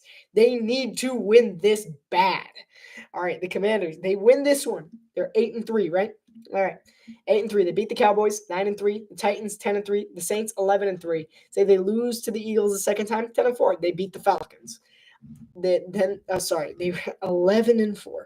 Then they're 12-4. Then they beat the Cowboys 13-4. That's best case scenario. That's kind of like mid case scenario, because the best case scenario they win out. Best case scenario they're 14-3. But like middle case scenario, they beat the Falcons, not the Eagles. They're 13. They're 13 wins. Then the Eagles are faced with the Rams. They win that one, so they're 7-3 after this one. If I'm not mistaken, 8-3. They lose to the Ravens. Say that's middle case scenario. I'm going average scenario. They're 8-4. Beat the Panthers 9-4. Say they beat the Steelers 10-4. They beat the Commanders 11-4. Beat the Cowboys. Beat the Eagles 13-4. Both teams are 13-4. So why is this game important? Because if the Commanders win, they're the team with a whole set of advantages. So the Eagles rely on the fact that they can beat the Steelers or the Ravens, which is not good. 7-2 today. They leave this one 7-3, 8-3, 8-4, 9-4, 10-4, 11-4, 12-4, 13-4. So say best case scenario, they win every game but the Ravens, they're 13-4. The Commanders, best case scenario, they win out and they're 14-3. So they have it a lot less hard. I mean, basically it comes down to the second game, but this one matters because say we flip the script. The Eagles win this game. Then the Eagles are up to 8-2. Then they're at 9-2. Then they lose to the Ravens 9-3. Then they beat the Panthers 10-3, beat the Steelers 11-3. Say they lose to the Commanders. I mean, say they win against the Commanders. They beat them once, they can beat them up. No, we're going to say they lose. So they're at 11-3, then they're at 11-4, beat the Cowboys 12-4, 13-4. They have the same. What am I saying? All right, right after this play, 1st and 10. I'll get to the point in a second. Jahan Dotson deep in motion. Pressure coming, dumps it off to Barkley. Barkley tiptoes the sideline. He gets 9.5, maybe the first down. Why does this game matter? Because either way, you say they should be getting the same record. Why does this game matter? Even if this is the same. But then we look at the Commanders side of things. This drops them to 7-4. That would mean they have to win out. They have to win out. That's the key. If the Commanders lose this one, they lose to the Commanders. They're 7-4. They have to beat the Cowboys 8-4, Titans 9-4, Saints 10-4. Hand off Saquon Barkley, who'll get the first down a little bit more 6 yards. So they're 7-4, 8-4 if they beat the Cowboys, 9-4 if they beat the Titans, 10-4 if they beat the Saints. Say they have to beat the Commanders and the Falcons. Because then if they beat the Eagles, then they're 11-4. Beat the Falcons 12-4. Beat the Cowboys 12-4. Beat the Cowboys. Then they're 13-4.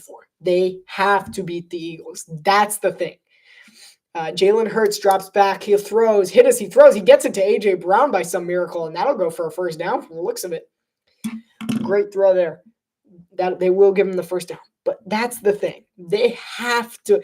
If the Eagles win this game, they force the Commanders to win out. They force the Commanders to win both against the Falcons and themselves and them again. Which, if the Eagles are as I know it, they will not let that happen. The Eagles won't let them win if it comes down to the division.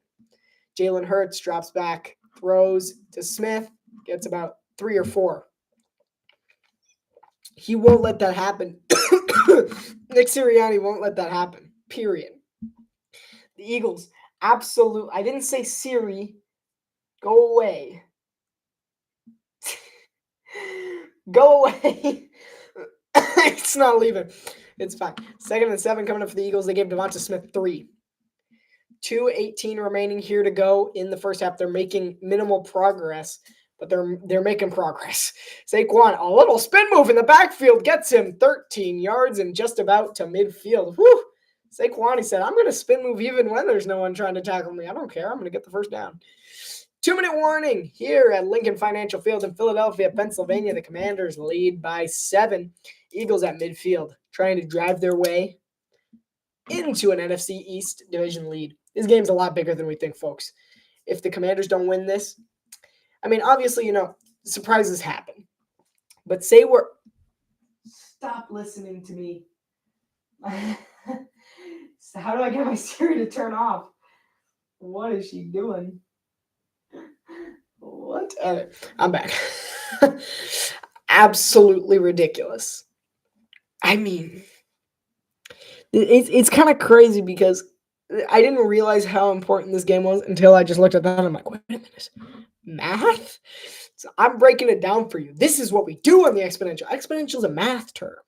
This is a math term. We're doing the math. We're doing the math. I wonder how loud that was. We're doing the math. That's pretty loud. I'm going to type it in the chat. Where's my apostrophe? I don't like this keyboard. It's so weird. We're doing the math. That's it. We're doing the math. This is why this game is so important. I'm telling you, this game is way more important than any of us thought it was. Because the Commanders have, if everything goes average according to plan, the Commanders have to win out. The Eagles don't. The Eagles don't have to. Everyone expects them to win. If the Eagles lose to both the Ravens and the Steelers, then the Commanders are reliant. They do not control their destiny. That's the problem with that. Commanders don't control their own destiny. The thing is, if the Eagles win out, if the Eagles beat, okay, so here's what it would look like. I mean, if the Eagles beat both the Ravens and the Steelers, it's over. The Commanders should know whether they have a chance before they play the Eagles, which is kind of crazy. This one's huge for the Eagles because it gives them buffer. It just gives them the buffer. We did the math. It gives them the buffer because the Commanders have to win out if they lose. They have to win out, assuming everything goes to plan with the Eagles. So say the Eagles beat the Rams, which they should. They very well should. Say they lose to the Ravens. According to plan, they should. They beat the Panthers easily. The Steelers, you say it's a toss-up, but if you think the Eagles win that one, the Eagles win that one. If they lose that one, things get a little more scrambled. But I do believe that they can beat either the Steelers or the Ravens, one or the other. I think they beat the Steelers. Then they face the Commanders. It doesn't matter. They can lose one game. It doesn't matter what game it is. Hand off Saquon Barkley. Barkley gets about 3 yards. It doesn't matter what game it is. They could win against the Ravens and the Eagles. I mean, against the Ravens and the Commanders. It's fine. They can win against the Steelers and the Commanders. If they win against the Steelers and the Commanders, they win. If they win against the Steelers and the Ravens, they win. If they lose, it's easy. They basically just have to win. Jalen Hurts throws to Devonta Smith. Devonta Smith wide open, turns on the Jets and gets to the 26-yard line on a well-designed play by Nick Sirianni. Quick-paced first down there. They're driving. They're deep into territory. Here come the Eagles. Suddenly they're up to bat. Nice little move, and then just turning on the speed, dusting Noah Igbenogany. 1st and 10. And it's play action, rolls to his right. Hurts will run it himself. He'll slide after one. He does not know how to slide. It was an awful slide. Flag on the play. We'll see what it is. 58 seconds to go before the half. This could very well be a big game to determine playoff seeding, who wins the division. I did the math. We were doing the math. I did the math. For the last 20 minutes, I've been doing the math. I've done the math. What do you mean? How is this such a big game? I did the math. And that'll be a illegal contact penalty on Sainra Steele. It was on A.J. Brown. It was inflicted upon A.J. Brown. We'll see what it was. It was an early shove. Okay. Fine, I suppose. It wasn't a lot at all, actually. That was a pretty iffy play call. I'm tired, y'all. Just a bad call.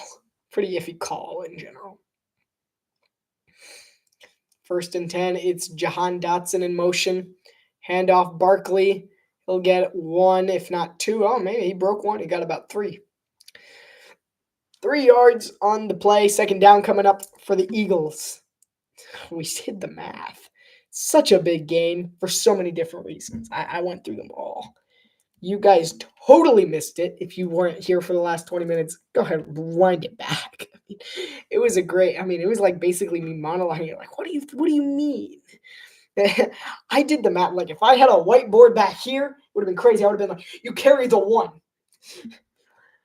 Jake Elliott, their less than consistent field goal kicker. They're less than consistent place kicker. 2nd and 8 coming up. For the Eagles, 53 seconds before the half. If you're just joining us, there's a link in the chat. That's to some special videos, some fun videos that I did while I was away for the past 4 weeks. This is my first time back. I think I'm doing a pretty good job. Like this video if you also think I'm doing a good job. 2nd and 8 coming up for Philadelphia, deep into Commanders territory.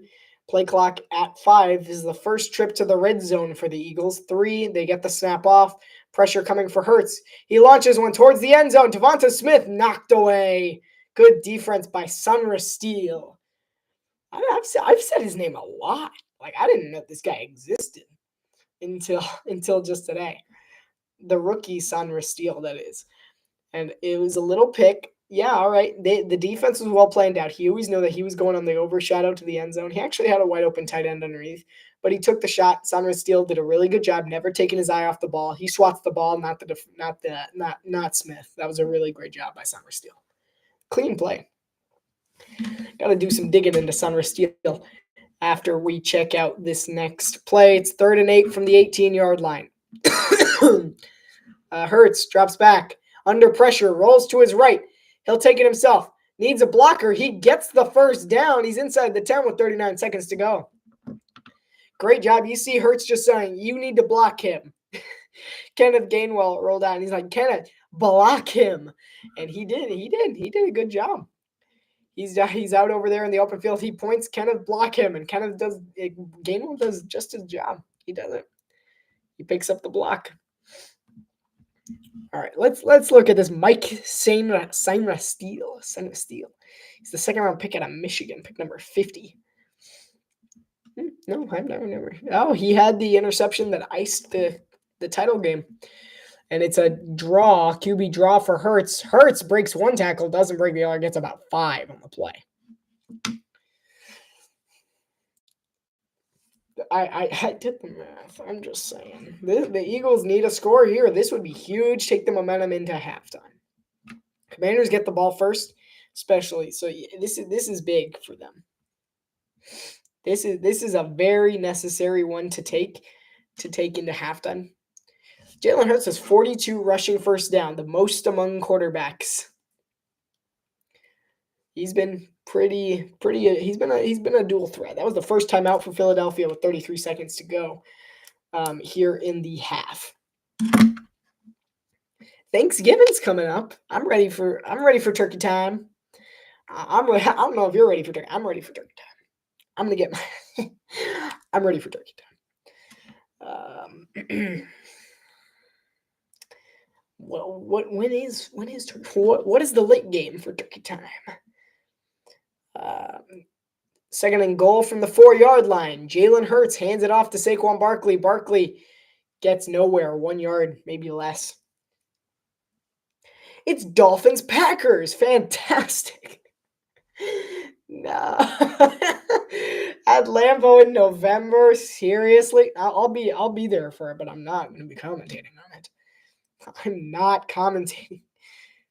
49ers Bills on Sunday Night Football for Thanksgiving weekend. We're doing that one. I'm not commentating on the Dolphins losing. All right, we have our next 2. So we have Ravens Chargers, then followed by Bills 49ers. Sick. Ooh, Packers, Lions, Chiefs, Chargers. Those are some solid ones. Got some good ones. Jake Elliott missed field goals a lot.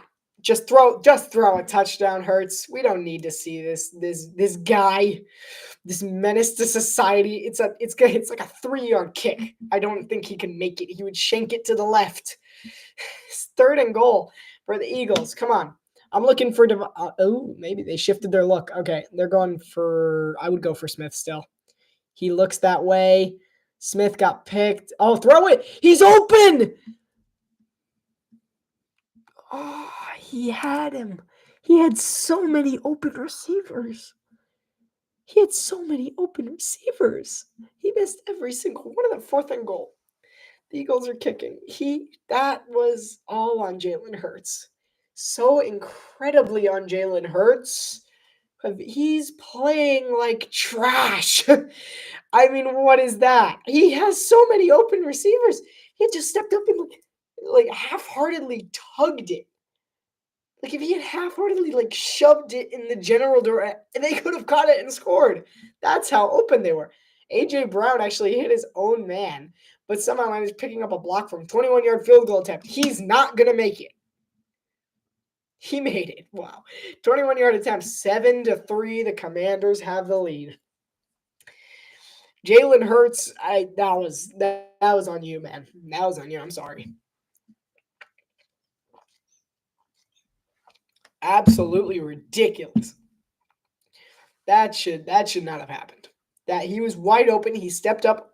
Just throw it then. It could have been a sidearm. He could have easily had it. That would have been easy. They are currently taking a moment to remember legendary Los Angeles Rams and USC Trojans head coach John Robinson, who passed away earlier this week at the age of 89.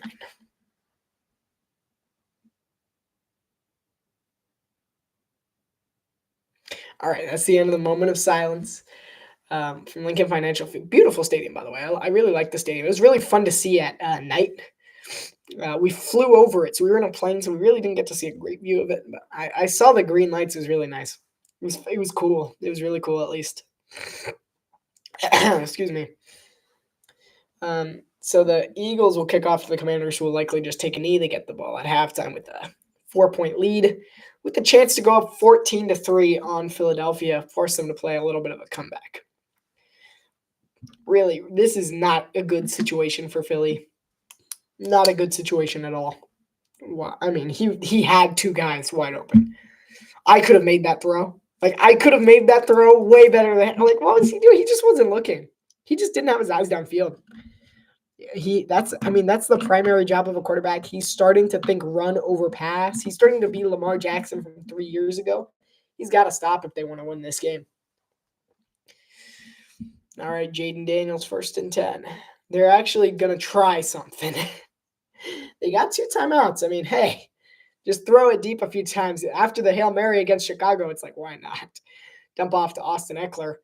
Eckler gets a nice game. What is this? All right, timeout Washington. They're at the midfield. Another game like that. This might actually be 10-3 before halftime. Okay, this could be one of the greatest embarrassments that Philadelphia has seen in a while. If they score in 19 seconds and then they double up again at halftime. They're showing the 2 seconds to go. I actually didn't see it. Jaden Daniels, Hail Mary. So this is the first time I'm seeing it. I heard about it. Oh, off the deflection. That's crazy. That's crazy. Dan Quinn losing his mind. Yeah, I mean, that's appropriate. That's the first time I've seen it. That's crazy. 1st and 10. I would have freaked out in the moment. Daniels looks incomplete. Oh, well, you got one more play. 9 seconds. They went a little shorter there. I think he just wanted the closer field goal. Got Zane Gonzalez. Hey, that's the guy that missed a field goal against the Dolphins that one time 5 years ago. I remember I was in Nashville. Yeah, Nashville. It was someplace in Tennessee. It might have been Gatlinburg. I think it was Nashville, though. 2nd and 10. Coming up for the Commanders. I really like Nashville. It's a beautiful area. I like Tennessee in general. If we got anyone from Tennessee, go ahead and shout it out. Tennessee's beautiful. Go check it out if you haven't been there. I really enjoy Tennessee. Eagles call timeout. Try to ice them for not kicking, I guess. Trying to not ice the kicker. Because the kicker's not out there. 7-3, 9 seconds to go. 2nd and 10. Jaden Daniels is 8 of 12 for 83 yards. Brian Robinson has 5 rushes, 33 yards, and a touchdown. Terry McLaurin has no targets. He hasn't even been targeted in this one. 2nd and 10. Not that it matters. They're probably going deeper anyway, looking for a field goal before the half. It would be embarrassing for the Eagles, like utterly embarrassing. Like to go, if they go down 17-3, this game might just be over. Daniels drops back, looks deep. He's got a man. He caught it. Timeout. He caught it. He caught it. That's a first down. Deami Brown from the 40.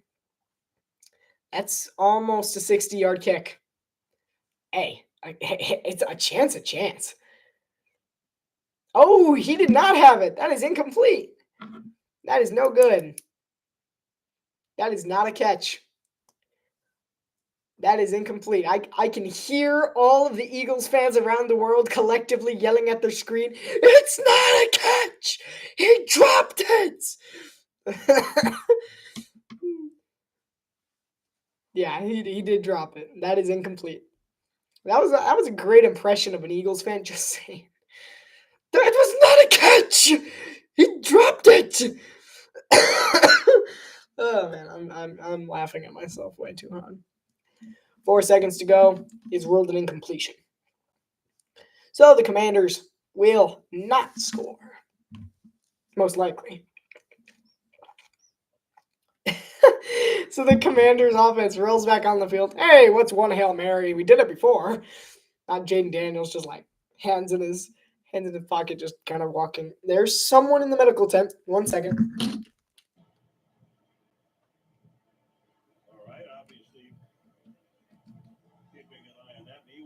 Who was it? I missed it. Who's injured? Okay. I don't know.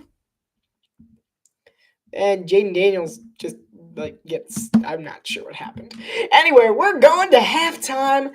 The Commanders lead 7-3. The Eagles in need of a bit of a comeback, but at least they didn't get the 3 points at the end of that one. Thank you for watching. If you've watched up until this point, I'm going to mute. I'm going to grab some late dinner, and I'll be back for the second half. I'll be paying attention. Don't go anywhere.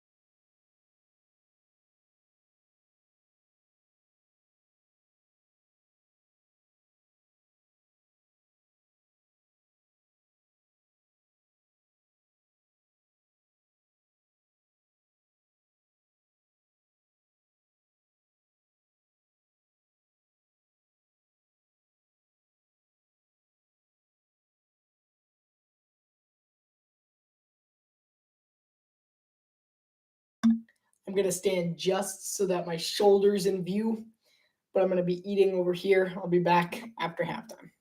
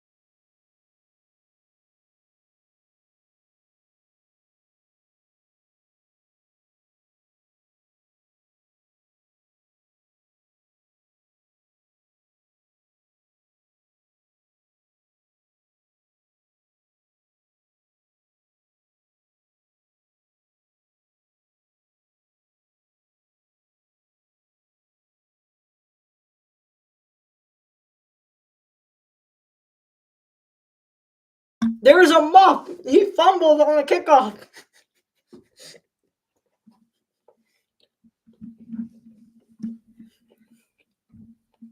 The Commanders got it. Everything is perfectly fine.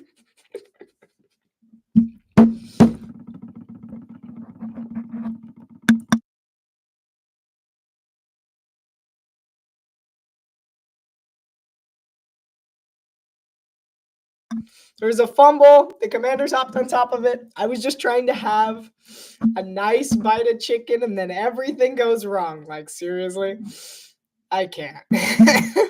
Game just got back, and something happens. 1st and 10 for the Commanders. Jaden Daniels, handoff. It's Brian Robinson. Robinson, with a nice carry, gets about 9 yards on the play. 2nd down and 1.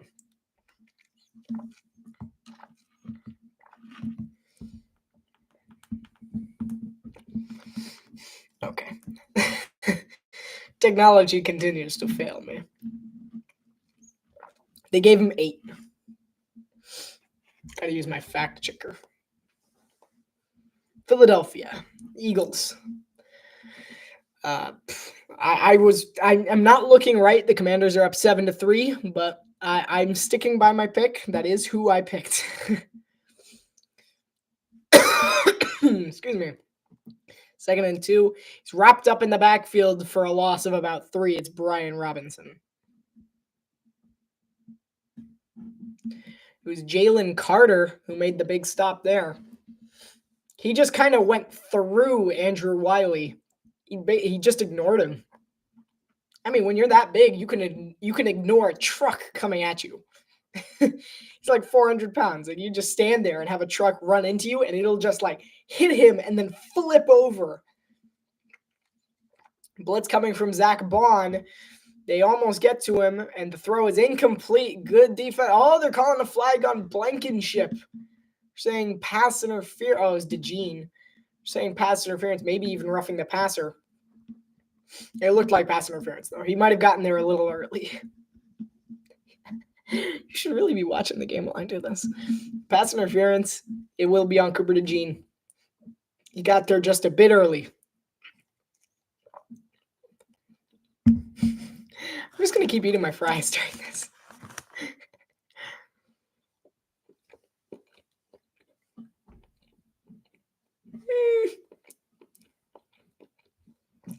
It was tight. I'm not sure I saw it. I saw more roughing the passer than I did pass interference. I mean, the Commanders aren't arguing. 1st and 10 from midfield. It'll be a handoff. We've seen that play multiple times. Brian Robinson. This game's starting to remind me of the Dolphins-Bills game last year, the last game of the year. Just the way the Commanders are using the same running play like the Dolphins are doing. I'm like, that's just the same play. It was just the entire stadium going, he's just doing the same play. Even the Bills fan next to me were like, it's the same play. Get him for a loss. Jaden Daniels rolls to his right. He's got his tight end. And he makes it's Austin Eckler, sorry. And he makes a nice move, gets about 20 yards. Looked like 80. It was 30. That's why I need these glasses.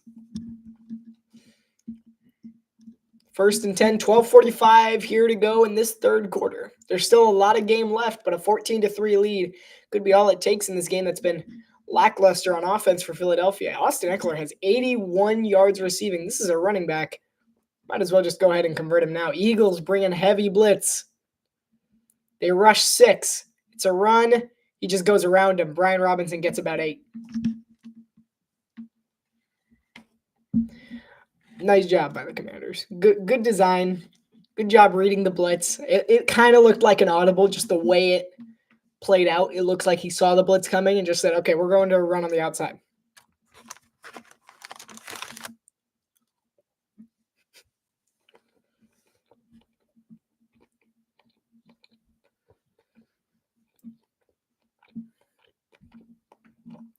Potential double blitz coming.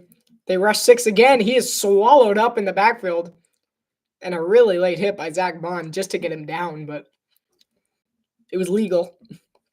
3rd down and a bit more after that play was blown up in the backfield. Seriously, why can't I just enjoy a single meal around here? Between in the summer when you got the bees roaming around and they're trying to annoy you when you're eating outside, now I just have people fumbling while I'm trying to take a bite of chicken that I got from KFC. It's game day food.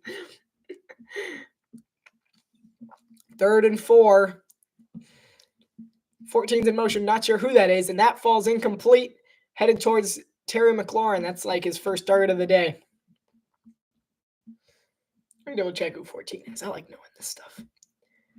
I don't know the Commanders very well. 12, no.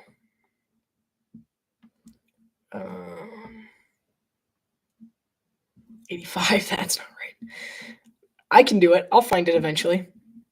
Olamide Zacchaeus, of course. Mr. Zacchaeus himself is number 14. So that was who was in motion on the last one. It's a 40-yard field goal attempt for Zane Gonzalez. 40-yard field goal attempt is up, and it is good for Zane Gonzalez. There's a flag. Because things don't come simply. It was a... I'll never know. They didn't even show it. There was a flag. It was delay a game by a lot. It was delay a game. Delay a game. All right, so now it's a 45-yard field goal.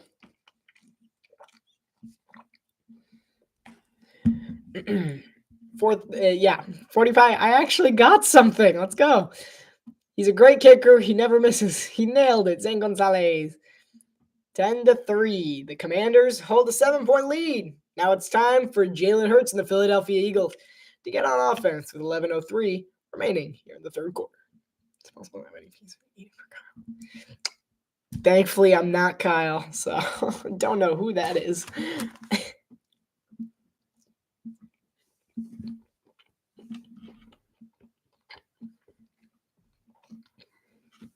I got said I looked like a Jake earlier. I really don't think I look like a Jake, personally.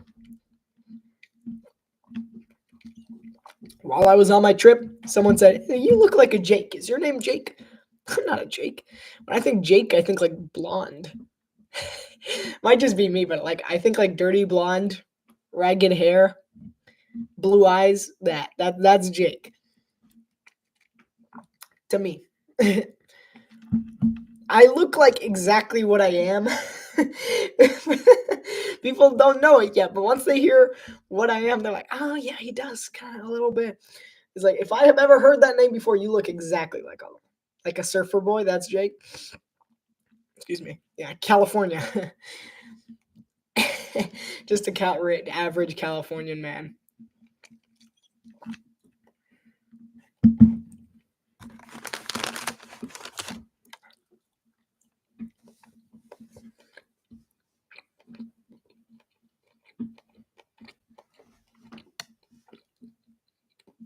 If you listen close enough, you can hear my jaw dislocating.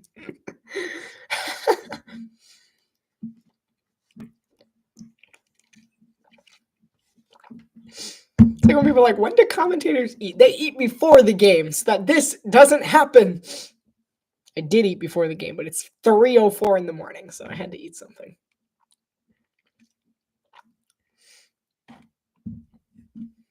I want to see if I can pull up a picture of Jake. Just get your average Jake. Get your average Jake up here. Get Jake. No, I mean, I'm not actually going to go find Jake. It would be funny. Jake. All I'm going to look up is Jake. And I'm going to see what comes up. And if it's blonde, it is blonde. That's kind of crazy. It was a blonde. It wasn't exactly what I was picturing. But it was Jake Paul. Jake Paul. It was Jake Paul. I'm like, hey, he is blonde. That's funny. All right, the Philadelphia Eagles are up on offense. It's Jalen Hurts. He's taken a beating so far in this one. He has not been very successful. He missed a wide open touchdown earlier in the game. Their medical staff is checking out the finger, it appears, of someone. The bloodied finger. Oh, that is not pretty. That might be Jaden Daniels. I assume it is, otherwise they wouldn't show it. This is returnable on the left side of the screen, left side of the field. Kenneth Gainwell to the 35. Pretty nice return there before he's nailed in the back. There's a flag. So it might be coming back.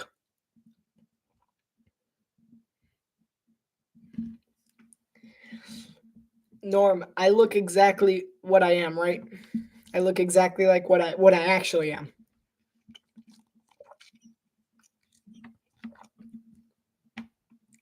I do, right?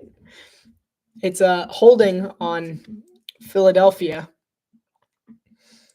Sidney Brown. Saquon Barkley, 7 carries, 37 yards. He's +2 rush yards over expected outside of the tackles. Inside of the tackles, he has -14 yards under expected with 19 yards. He's making things work that you wouldn't expect work. He's trying to find ways to get around the offense, to get around the defense. It's late. I can't. It's so late. 10:56 remaining here in the third quarter. 1st and 10 for Philadelphia. Trust me, I'm a lot better in the middle of. I get smarter the later it gets, but I'm better at commentating if it's the middle of the day. Jalen Hurts tucks it on a design run, actually an RRO, but whatever. Second down and 4, 6-yard play. So an RRO is a run option. It's basically a quarterback's choice whether he wants to hand it off or take it himself. It's like the equivalent of an RPO, just there was never an option to throw it.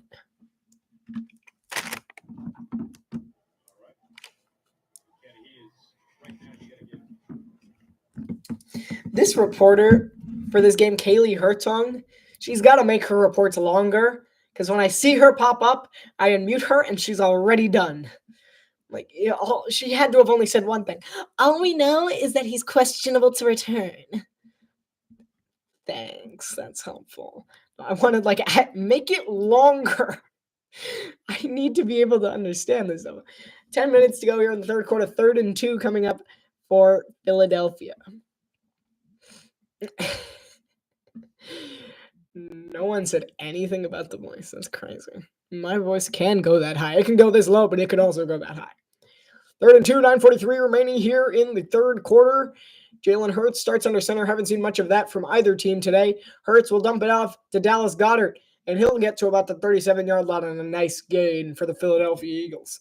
First down, Eagles. 9:30 to go here in the third quarter. 1st and 10 coming up from the 37-yard line. Commanders lead by 7, 10-3. See, I can do radio. It's funny because someone's like, I don't think you would be able to do radio. I'm like, are you sure about that? Are you sure about that? I'm pretty sure I can do radio. Someone's like, I don't think you can do radio. Watch me do radio. I know the secrets. Bullets coming off of the bottom of the. No, I can't say that. I can't do radio. Oh, excuse me. I'm dying. It's the spicy chicken wings. Second down. 8:50 to go here in the third quarter and counting. Commanders lead by 3. Commanders lead by 7. It's 2nd and 10. The Saquon Barkley run went nowhere. Bobby Wagner for the Washington Commanders, the 6th-time first-team All-Pro selection, tied 4th most among linebackers since 1970. He's played for the Seahawks. He's played for the Commanders. He's just gone from Washington to Washington. Just different Washingtons. 2nd and 10, 8:25 remaining here in the game. Dallas got it in motion. Jalen Hurts organizing everything. Play clock winding down. It's at 1. He'll get the snap off, only barely. Hand off Saquon Barkley up the middle. He flips the tackle, gets about 4 yards on the right side, gets up a little. He wasn't touched. He gets about 6. Third down coming up. 8:10 remaining here in the third quarter. Too fast. That's radio. That's radio. Too bad. That's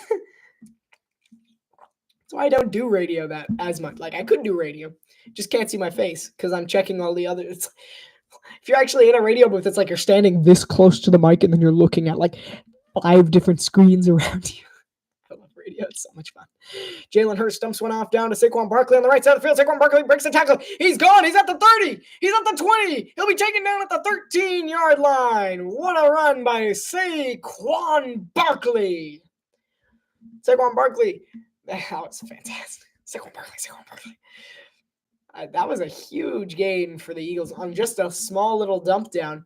See, Wagner came in on the blitz. Barkley just slips out undetected, and he makes one man miss, and then it's just speed. It's just pure speed. He's just able to outrun Bobby Wagner. Poor 80-year-old man walking behind him.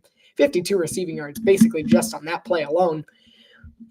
Pressure coming as a screen over to the right side of the field to Dallas Goedert. Goedert will get nowhere, maybe 1 or 2 yards of the play. Tackle made by Benjamin St. Just. That is not correct. I don't know who number 0 is. Excuse me. If you have anything to say, any comments or queries, feel free to type them in the chat below. I'll answer. Unless it's like, what's your address? Then I won't answer. 2nd and 8 coming up for the Eagles. Saquon Barkley taking a breather after that last play. Current drive has been 7 plays, 72 yards, and 4.5 minutes. 6:30 remaining here in the third quarter. Play clock's at 8. Commanders lead by 7. Eagles are at the 15-yard line of Washington. 2nd and 8. A.J. Brown in motion. Blitz coming off the right side. Jalen Hurts rolls to his right. Hurts will just take it himself. Man, I got it. Radio hurts. Everything's fine. I'm not dying. 3rd and 6. Only a gain of 2 on the play. We should do a poll. Do you want me to do radio for the rest of the time or commentary? I'm pretty sure you're the only one here, Norm. Are we doing radio or commentary? 5:50 remaining here in the third quarter. Until you do it, I'm doing radio. 7 seconds, 5 seconds to go on the play clock. Hurts trying to get everything in order. 3, 2, 1. 3rd and 6 from the 15 on the right hash. 1, 0. Play clock out. He gets the snap off somehow. Hurts throws to the end zone. Left side. Incomplete pass headed towards A.J. Brown. Good defense by the Washington Commanders. It's Riseup. We've called his name one too many times today. I don't even know who he is. 4th and 6. So the Eagles will be forced to yet another field goal. 5:36 remaining here in the third quarter. Here comes Jake Elliott, the kicker, who's missed 2 kicks today. He's only made 1. He's been absolute garbage. We'll see if he makes this kick here now. This game could be 9-7, but it could be 9-10, about to be 12-10, but he's missed 2 field goals. He's been awful. It was just over. Jalen Hurts misses and mark again. Jalen Hurts has had an awful day. It has not been a good day for Jalen Hurts. 31-yard field goal attempt for Jake Elliott. Play clock winding down, 4th and 6. And the kick from Jake Elliott is up, and it is drilled right down the middle. It's 10-6. The Commanders will take the ball over with 5:32 remaining here in the third quarter. Jaden Daniels coming up next on W680 BSF. This radio station is sponsored by Geico. Save 50% or more on car insurance with Geico. Now over to our sponsors. Except we have none, and it includes Geico. We're not sponsored by Geico or any of the affiliates of Geico.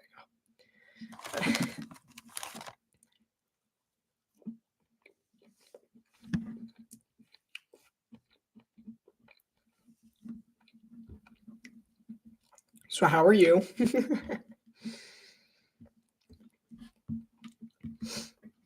All right, let's see if I can get some interesting stats up here.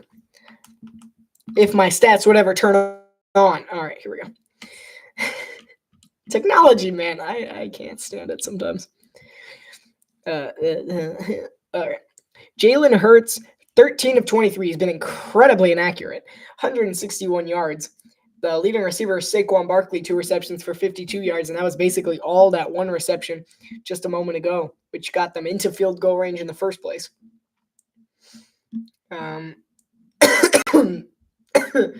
Those fries have like pepper or something on them. I don't know what it is. Jaden Daniels has been much more accurate. 9 of 15 for 103 yards. Austin Eckler's got 81 of those. He accounts for 6 out of 9 of Daniels' throws. He's been crazy. He's done a very good job keeping the game alive, keeping it electric for the Commanders' offense. He's done a great job. Brian Robinson's 10 carries for 53 yards and a touchdown. He's doing much better. I would say he's doing better than Saquon Barkley right now, which is kind of crazy. Saquon's got 18 carries, but only 10 more yards than that. He's got 61 yards on this one. And the Commanders are just doing a generally better job at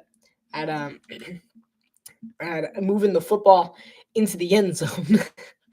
The Eagles are moving the football so much better. Like if we look at the deeper statistics, the Eagles have had the ball for 10 more minutes than them. They've had almost 100 more yards than them. They've had 5 more first downs than them. They're still down by 4. Washington Commanders cleaning house. Last season, their record is 4-13. Head coach Ron Rivera, general manager Martin Mayhew, and quarterback Sam Howell. All right, this season, 7-3. Head coach Dan Quinn, general manager Adam Peters, quarterback Jaden Daniels. Things changed. They cleaned house. It's all thanks to Josh Harris, the CEO and owner of the Washington Commanders. He's done a great job. I mean, I think I was surprised. Everyone was saying how he did such a good job in all the other places, but he's been great. He's been fantastic. He's a managing partner for the Washington Commanders. He's done a really great job.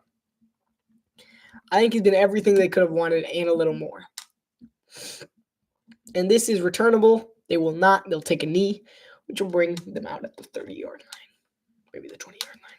With the new dynamic kickoff rules, who knows?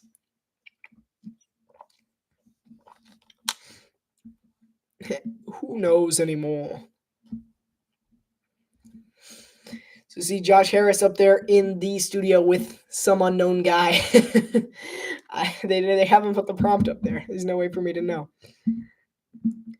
It's just some dude. See, next to the stadium is Wells Fargo Arena, also highlighted in green for their neighbors, the Eagles. Wells Fargo is where the Philadelphia 76ers play their home games.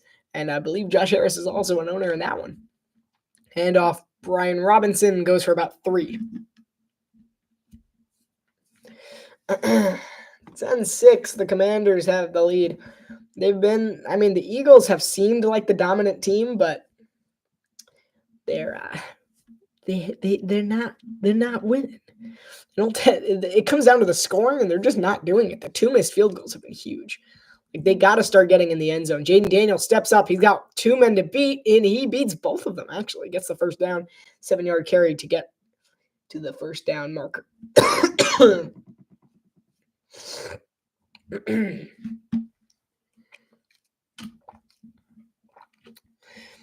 Comment down below in the chat if you have anything. There's a link all the way up. You scroll up in the chat. If you go up there, that's a link to some very cool videos of mine. One sec. Handoff, Brian Robinson. Brian Robinson, 4 yards again. It'll be 2nd and 6.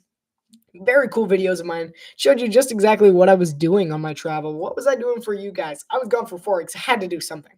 So I made 4 videos. 1 video for each week. Just like I said, they just came out now. Man, these fries are killing me. They just came out now because of some internet issues, but they're out. That's the important thing.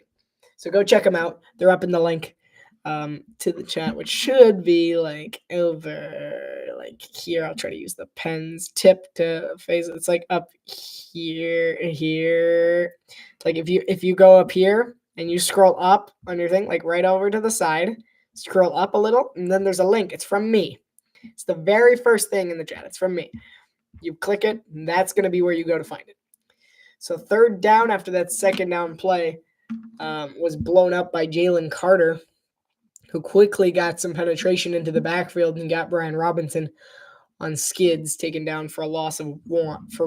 They gave him positive yardage. They gave him back to line of scrimmage. 3rd and 5 coming up for the Washington Commanders.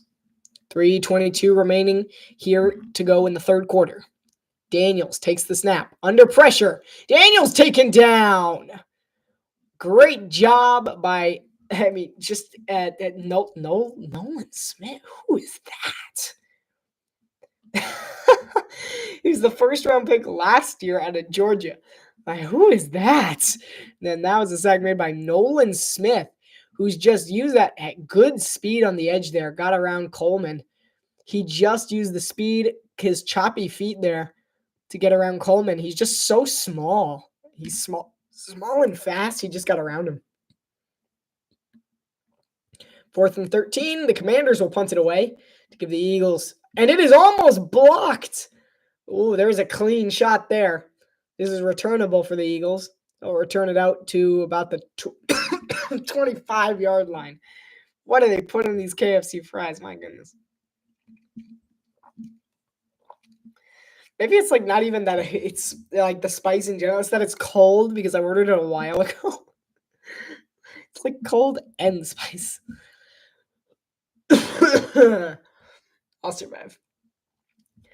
All right, let's take a look at some players who are taking a trip down memory lane for this game. These are players who have played for both the Commanders and the Eagles. If I can find the article.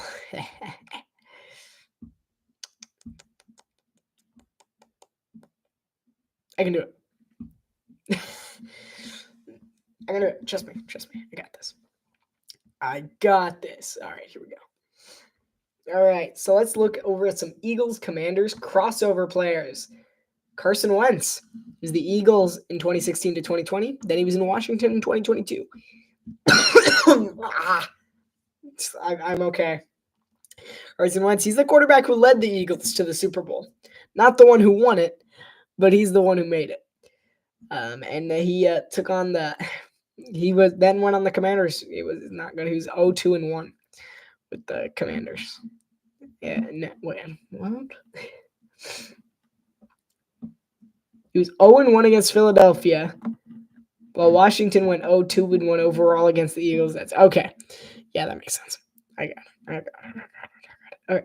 Deshaun Jackson, another player, played for the Eagles for a while, 2008 to 2013, and then again in 2019 and 2020, which is what I remember, and then the Commanders in 2014 and 2016.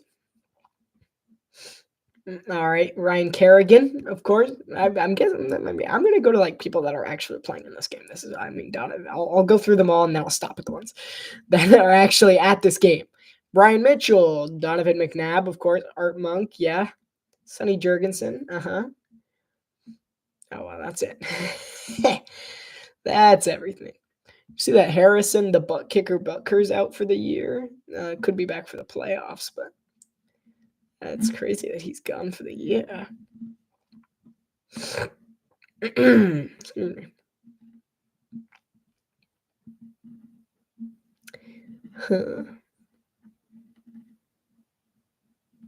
I'm reading the article. Give me a minute. It's a good article.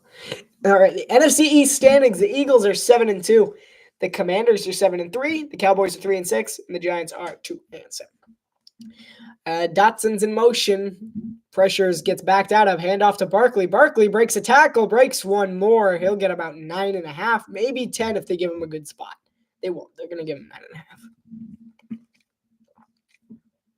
They're just going to give him 9. They're not feeling generous. Please do comment down in the chat below if you have any comments or queries related to the game. I'll respond to them. I'm very good about that. Ask anyone. I'm all about the participation. I did the math earlier. You might be wondering what that is. Devonta Smith gets the first down on 2nd and inches. He's tackled by, looks like almost a head. There's no flag. Eagles fans are going, horse collar tackle, horse collar tackle. Well, that's my impression of an Eagles fan. It was kind of close to a horse collar too. It was like let's see it. No, it was clean. It was clean. It was aggressive, but it was clean. It was like he took him from the shoulders on either side and like pulled him back, which is technically clean because it's not a horse collar. But yeah, that's still clean. Play clock winding down. It's at 4. Dotson's in motion. 2. 1 who get it off. Hurts drops back to pass. Hurts rolls to his left. He'll throw on the run, and it is caught by A.J. Brown. And A.J. Brown will get over midfield into Commanders territory. 1:05 remaining here in the third quarter. Can I just say that almost 3 quarters into this game, that this game is awful? It's 10-6. I mean, where is the offense? 2 of the top offenses in the league. And all I've seen is defense. Not what I came here to see. I mean, it's like most of the games I happen to go to are like defensive, only defensive. Hurts throws to Smith. Smith tries to make something happen. Cannot. He'll actually end up losing a bit of yards from what he originally had. There is a flag. 36 seconds to go here in the third quarter.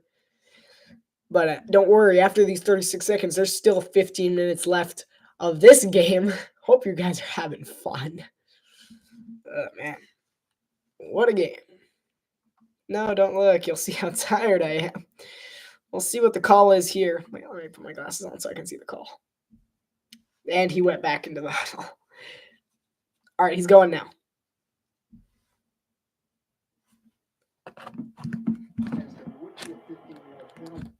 Oh, wait, here we go.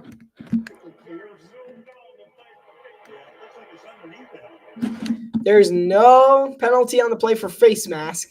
That's what they were looking for. And he didn't. He got underneath the helmet. He didn't actually get the face mask. So I guess that's technically clean. Technically. 2nd and 7. The Eagles fans are livid at Lincoln Financial Field. It's hilarious. As we see mouths open in shock. 2nd and 7. Hurts hands off to Barkley. Barkley's going nowhere. Loss of 1 on the play. Good defense by the Commanders. So next week on the Exponential, we'll be at Monday Night Football. That's right. We're going to the Har battle, if you will, as the Ravens take on the Chargers. It's John against Jim, the two most standard names, but the most well-known in football over recent years. I also, by the way, I didn't jinx the kicker. I'm just going through the messages over there. I didn't jinx the kicker. I didn't say anything about Jake Elliott on the first one. You can go check I said nothing. Absolutely nothing. I didn't jinx the kicker at all whatsoever. At all. Oh, excuse me. And then the third one says we're doing the math. You're saying, what? We're doing the math for what? I did the math to determine just how important this game is. If the Eagles win, they're in a great shape. If the Commanders win, they're in better shape. So the Eagles win, they're like, okay, we're I guess we're soaring pretty. I was gonna say sitting pretty, but Eagles don't really sit. Like they're soaring high, high above the clouds. They got it pretty easy. If they do win. Thing with excuse me. So the thing with the Commanders is that you force them to win out. Basically, unless things go terribly wrong for the Eagles, which I don't see them going, even though it did happen last year after a 10-1 start. Things went terribly wrong. Not that I have to remind Eagles fans of that, is that after 11 games, things started going wrong. This is game 11, but I don't think things are going to start going wrong. They got some easy games coming up. Basically, the Eagles, I expect them to beat the Steelers. I expect them to win every game except for the Commanders next time and the Ravens. So if they don't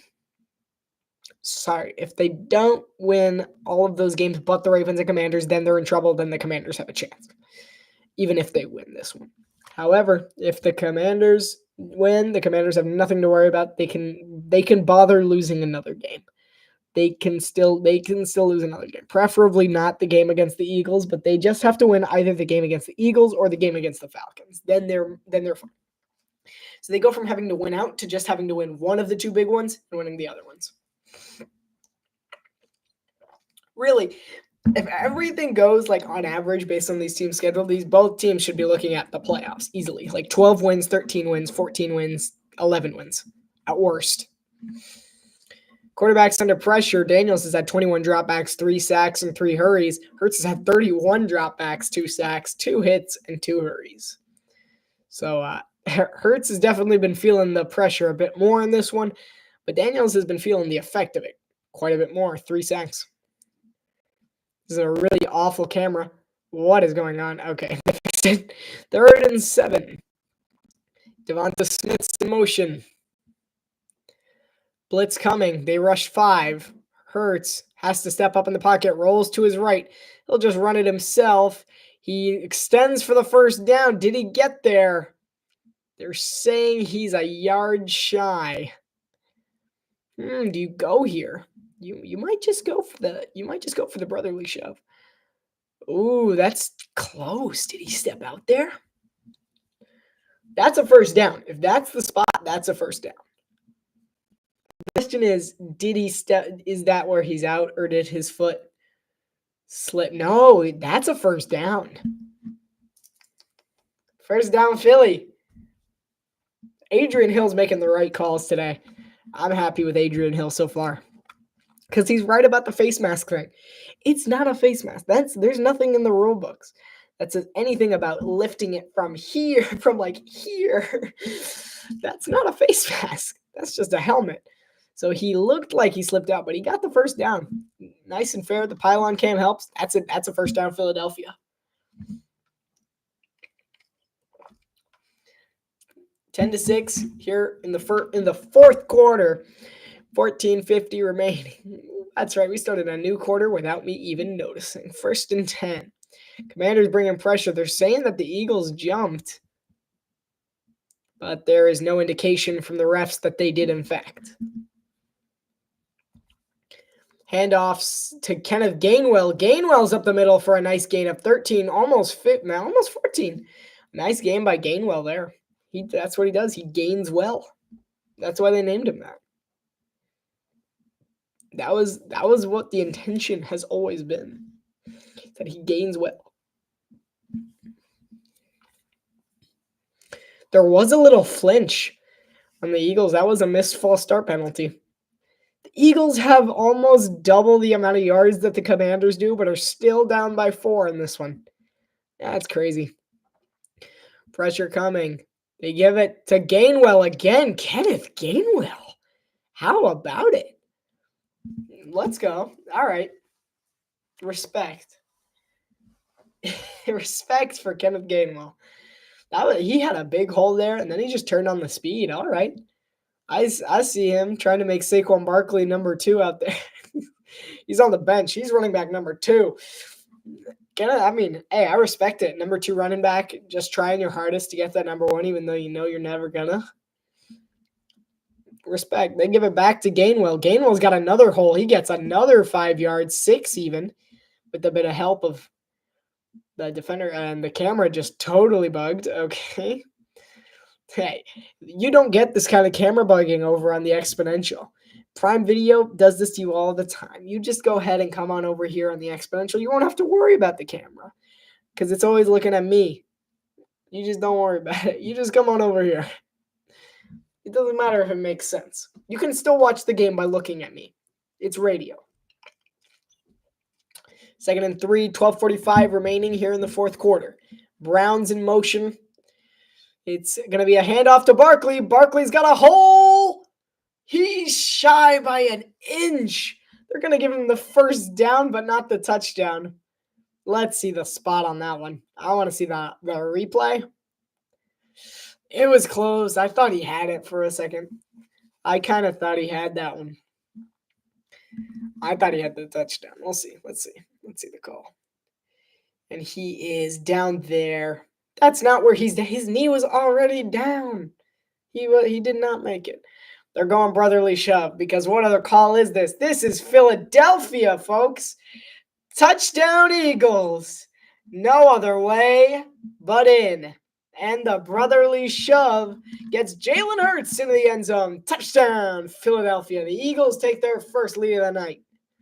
And suddenly Lincoln Financial Field is back on their feet because after 3 quarters, their offense has just finally generated enough points. I mean, they finally generated the points it takes to win this. You saw the Commanders go over. A bit of a dirty play there. Could have injured him. They tried to go over to get him. Did not work. It did not work. And the brotherly shove works again because, I mean, there's just no stopping it. It's one of the unbeatable plays in the NFL. 12 minutes in the fourth quarter, and the Eagles are flying towards a victory, and Jake Elliott totally missed the extra point. This guy's garbage. Like, what? He's missed 2 kicks and an extra point. This guy, fire him now. Like, what? There is no wind. There's no wind. He just missed. He just missed. Okay. What? Who is... Okay. I'm done. This game's awful.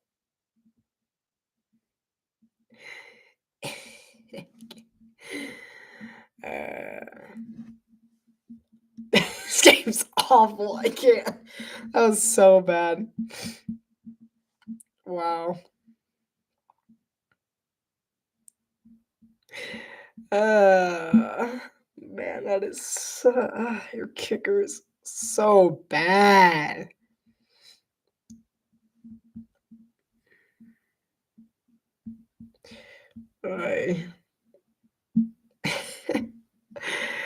I really can't do that. Wow, I'm just in shock. Like I can't right now with that. Ridiculous. That's absolute nonsense. I've had it. I've had it. I can't with that. Who is this kicker?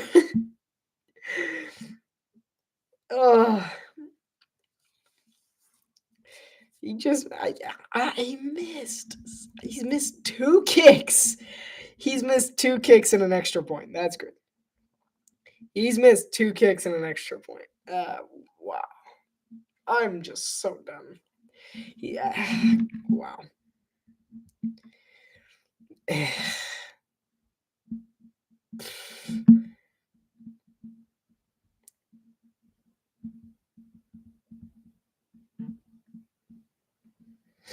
Absolutely awful. Excuse me. This game is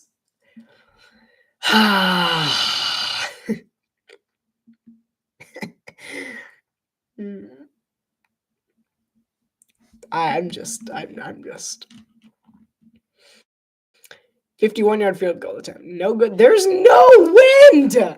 Okay.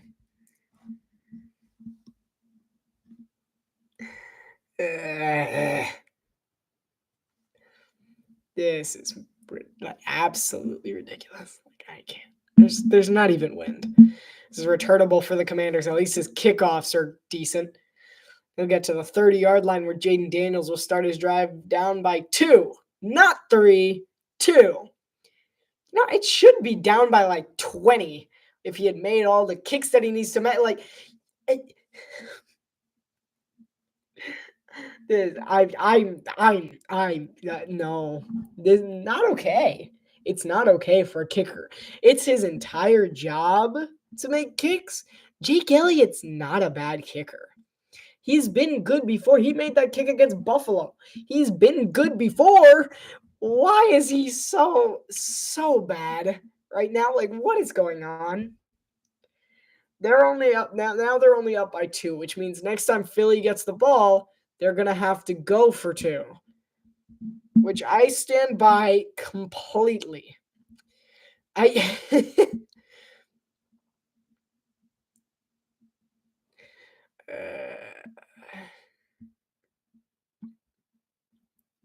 Second and 1 after the 9-yard gain there.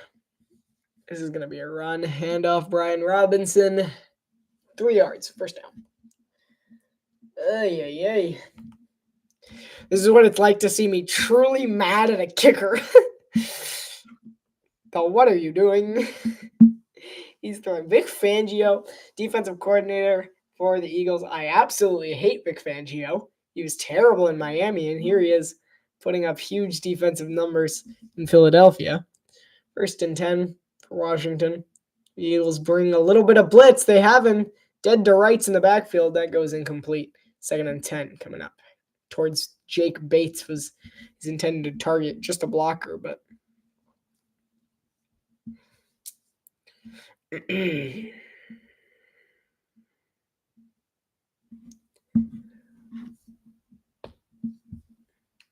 I'm tired, y'all. I'm tired. I'm done. That kick put it over the line for me. Ridiculous. 2nd and 10 for the Commanders. 10:55 remaining in the game from the 40-yard line. Jaden Daniels throws up the middle. It's Zach Ertz. First down.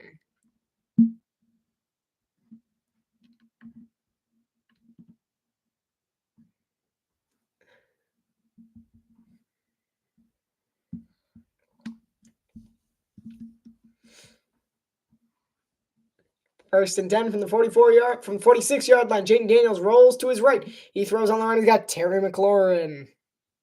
First down, 11 yards. The Commanders are rolling.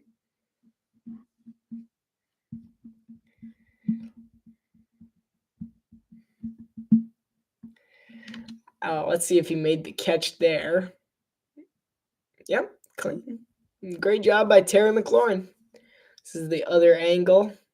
Beautiful catch. Beautiful first down. Scary Terry. He is very scary indeed. And it's play action. He'll hit the sideline. He's got the tight end Bates. Bates gets another first down. I mean, the kicker bothers me. Yeah, and the sad thing is that he's probably the best kicker in Eagles history. Like, if you can name a better kicker in Eagles history, go ahead. But the fact that he's missed 2 field goals and an extra point. Like, this game should be 19-10. And with 9 minutes left in the fourth quarter, that's not easy to come back from.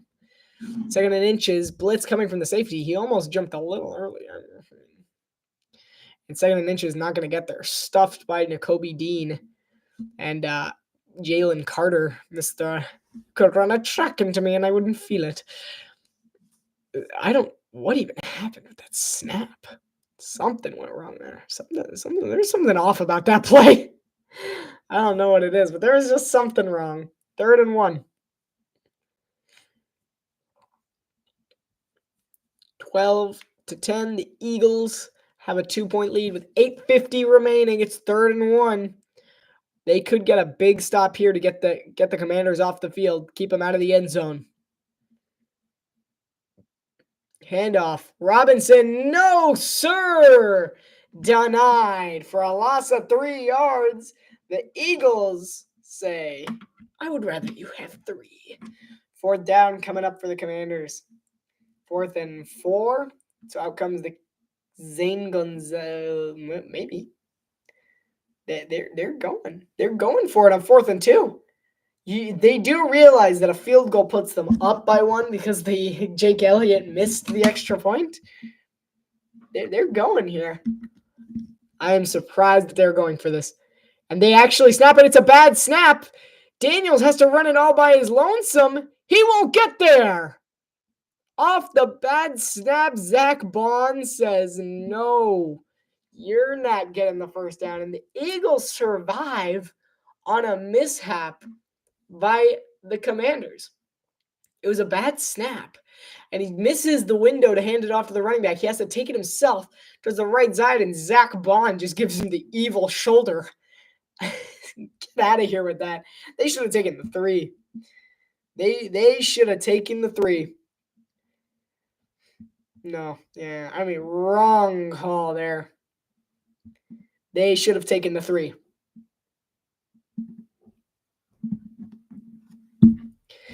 Again, if anyone has any questions or queries inside on this, the exponential commentary, go ahead and type them in the chat. I'll answer. I'll answer, friends.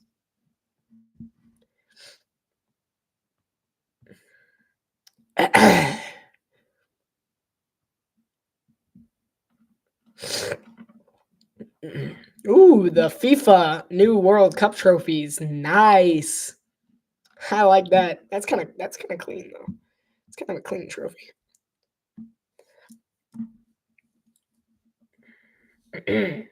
So the Eagles retain their lead. Jalen Hurts has been kind of inaccurate today. He's thrown 10 incompletions, but the 183 yards definitely looks good. And A.J. Brown's been his leading receiver, 59 yards. And Jaden Daniels has... Oh, excuse me. Oh, 1 second. All right. Jaden Daniels, 146 yards. He has spread the ball around much better than Jalen Hurts has. He's targeted, quick math, 8 different receivers, but he's targeted Eckler 6 times. So, I mean, he's targeted 8 guys, but Eckler's been 6 of them. Wait, that math doesn't even add up. Excuse me? 13 receptions. Yeah. How many people has he targeted? 20. Yeah. All right. That makes sense. I'm like, my math isn't even checking out anymore. That's crazy. So next week, we're live on Monday Night Football for the commentary of the Har battle. That's right, the battle between the Jim and John, the two J brothers, hanging out again. Zach Bond, man, the evil shoulder. I mean, wow. He flat out just like, you're not going to go down without a fight? Fine, then. So just after the bad snap, misses it, somehow avoids the Jalen Carter sack there. And then Zach Bond just says, all right, I got you. So I got you. Just nails him. All right, 1st and 10 for Philadelphia. So, yeah, we're in the hard battle next Monday. Not this upcoming one, the next one after that. Handoff, Saquon Barkley, go for 2 yards. And that is a first down. What am I saying? I'm so tired, y'all. It's my first time back, okay? First time back.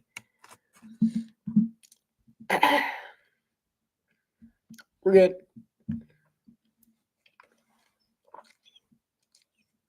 This is the part of the commentary where it gets more fun for the viewers than it does for me, because then I start getting like a little tired. You can tell. At least I still kind of keep up the commentary. Hurts, play action, looks deep, throws deep. He's got a man. It's Dallas Goedert open in the zone. He fumbles. It's recovered by the Eagles for an extra 10 yards. Hey, 10 more yards. And Calcaterra and Dallas Goedert just decided to give everyone in Philadelphia a heart attack at one moment, and Grant Calcaterra saved the day for Philadelphia. Ooh, Martin, man.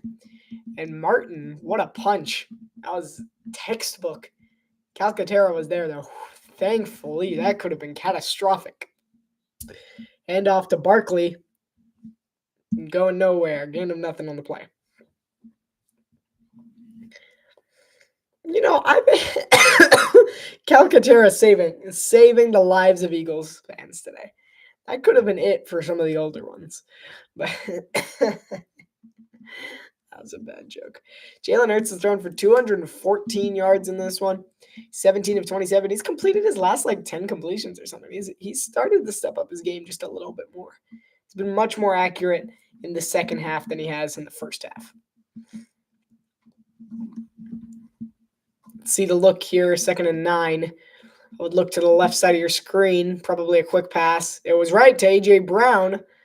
He'll get about 5, maybe 6, depending on the spot. They're going to give him 6. 3rd and 3 coming up for the men in midnight green.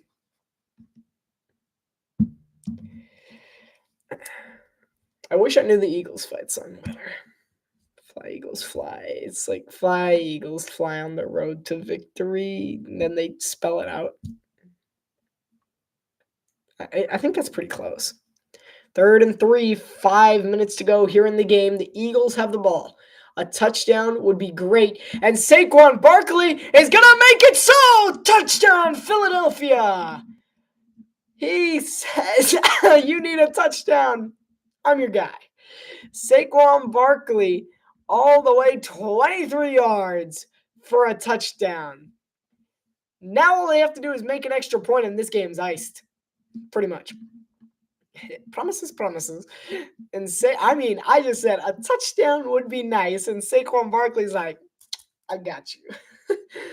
I've been the Eagles' good and bad luck charm today. I said that Jake Elliott is an inconsistent kicker, and he's had one of the worst games of his career. And I'm like, hey, Saquon, touchdown would be nice. I got you. He's making a count. And Jake Elliott, he made the extra point by a sliver. He made the extra points. All right, he made it. Hey, how about that? I am leading the Eagles to victory with my play call. I got you. And Saquon Barkley's doing me a favor. All right. Hey, the Amazon Prime thing. Not sponsored, of course. But Saquon Barkley he's out of this world. I mean, he's been absolutely fantastic. There has not been a running back to match his talent in a long time. He was not living up to the proper potential that he had in New York, but he's become a different species. Saquon's been absolutely fantastic in Philadelphia. Fantastic. There's just been no stopping him. It's been crazy.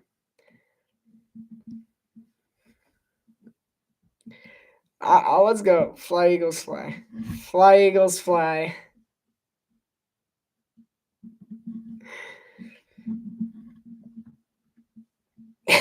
What a weird game. It's like the Ravens Chiefs game. This reminds me very much of the Ravens Chiefs game.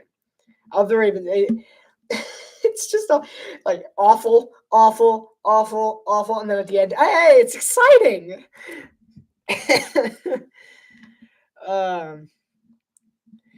Now it's crazy that I have it on recording that I said the Eagles need a touchdown here, Saquon, and then 10 seconds later, he scores.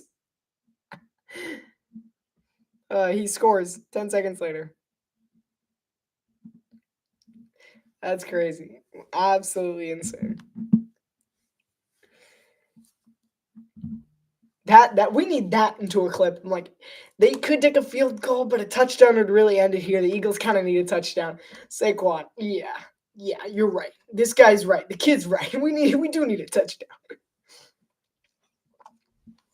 He's just doing it himself.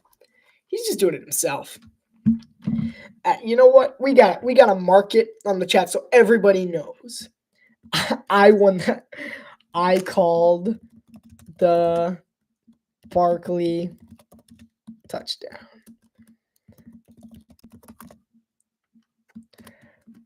Boom. I called it. I take full credit for it.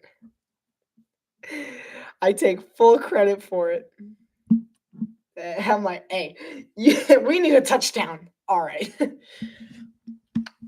All right. I take credit. I take credit for if the Eagles win, it's because of me.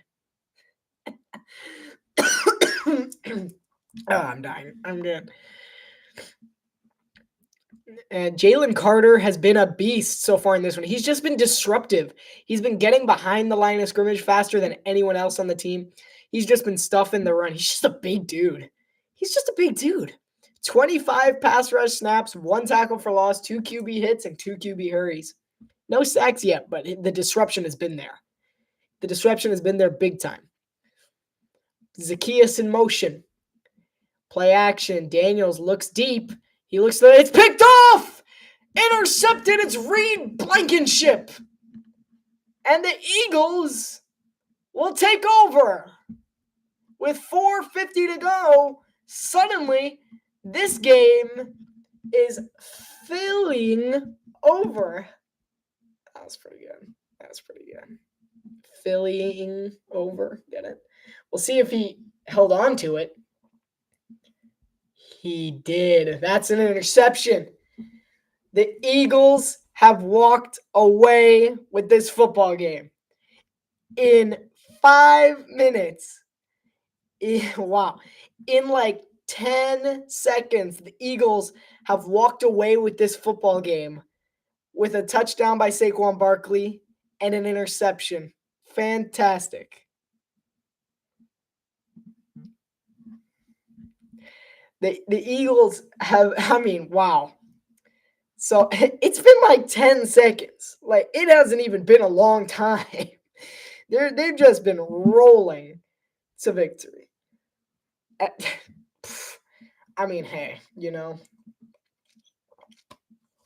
Hey, whatever. They got to do what they got. If you want to save it for like if they want to score twice in 2 minutes, fine.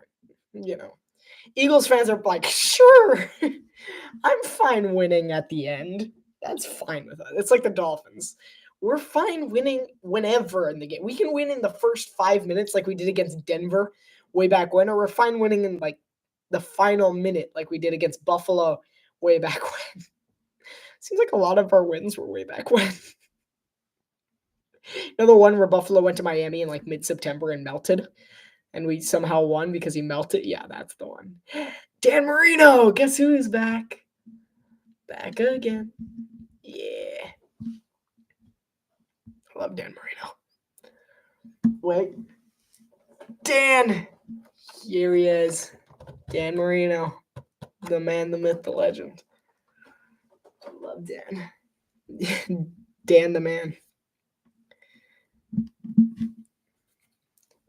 Seriously, like, it took them less than a minute to change to turn the entire tables of this game. I'm going to say it one more time. It took them a total of a minute to turn this game in their favor completely. I think Washington might just be out of this game. What an incredible, how did he not see him? Blankenship just jumped the route. Fantastic job. I almost fell off my chair. Fantastic job by Blankenship. There was only so much you could do there. Great job by Reed Blankenship being able to jump the route, and they are having a party on the sidelines here in Pennsylvania. 1st and 10 for Philadelphia. Shovel to Barkley. Barkley's got a nice hole. Gets about 5 or 6 on the play.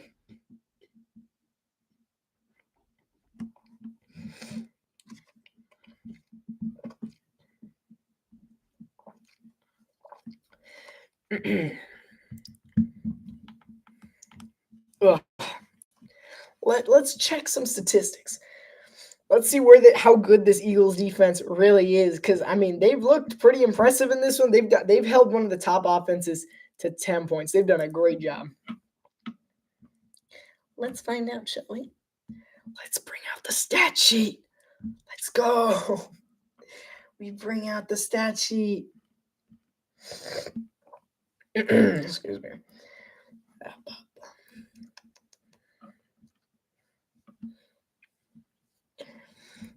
So, if my calculations are correct, Saquon Barkley on a shovel. He gets a hole. Saquon Barkley, the 20, the 10, touchdown! Philadelphia scores again. It's unbelievable what can happen in a minute. This is NFL football. That's Eagles football.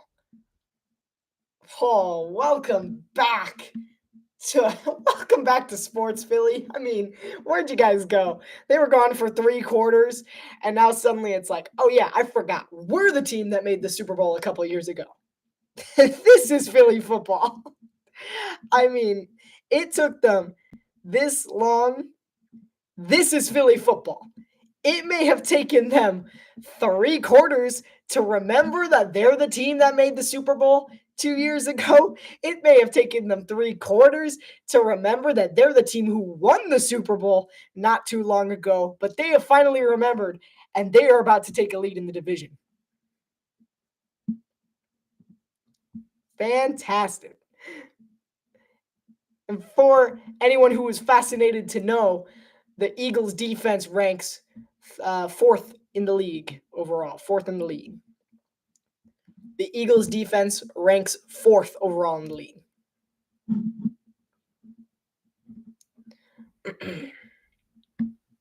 So Saquon Barkley, he's having the time of his life out there. Anyone got him in fantasy? I don't, but he's also not playing me, so I don't care. Have a great game, Saquon.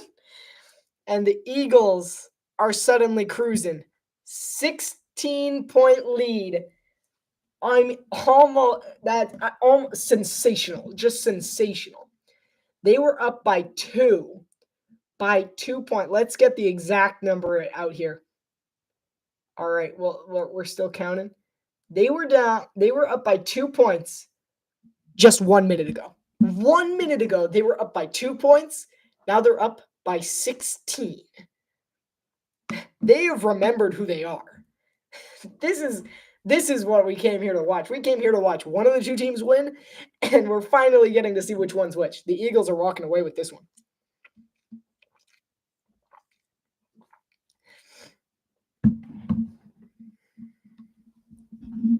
It took them 3 quarters. Oh, man.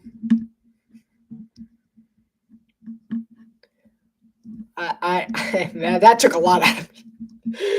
That whole rant about this is Philly football. I mean, we got a lot of clips from this. This has been a good commentary. I mean, there hasn't been a ton of people watching, but this has been a good commentary. I've said some good stuff today. This is Philly football.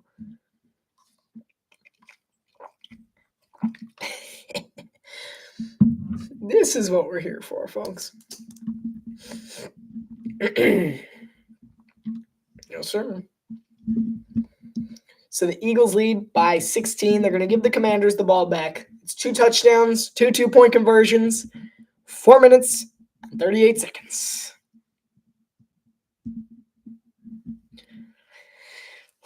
So the Eagles, this is huge for the Eagles. 8-2. This gives them buffer room too. They go up 9-2. They can lose to the Ravens. They don't even have to try against the Ravens. They go 9-3, 10-3. They step it up against the Steelers. 11-3. Play the Commanders. Say they lose. 11-4. Oh no. 11-4. Then they beat the Cowboys. Beat the Giants. 13 wins. 13-4. That is great. Saquon Barkley, the backwards hurdle. He's been absolutely ridiculous. I mean, I knew he was good in New York, but I always felt like he was never going to reach his potential. I'm so glad he left New York. I feel so good for the man as a person and for his career that he's able to be in this winning situation that is Philadelphia. Currently showing the blocking that has showed up for the running game so far this week. This week. That was right. The offensive linemen have really stepped up their game. They've been creating holes really quickly.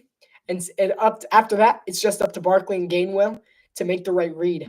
And they're doing a great job. Jeff Stoutland, the run game coordinator and the offensive line coordinator for the Eagles, has done a fantastic job. Jaden Daniels drops back to pass under pressure. He dumps one off to Austin Eckler. Eckler gets about 7 yards. Commanders might need to hurry a little if they want a chance. I mean, the momentum shift in this stadium is unbelievable. They went from being almost silent to just to on their feet, storming the place. Like, this place is having a grand old time right now. Daniels under pressure. He'll have to dump it off again to Eckler. Bond makes another great shoulder tackle. He's having a great time. He's having a great game, honestly. He's had a great season, Zach Bond has. He's been doing a really great job. Third down coming up for the Commanders. 3:53 to go here in the game. 3rd and 2. They got to start moving. Their time is ticking. They got 2 timeouts only and the 2-minute warning. They got to score here, get the 2-point conversion. There's a flag right by where the one-handed catch was made by Zach Ertz.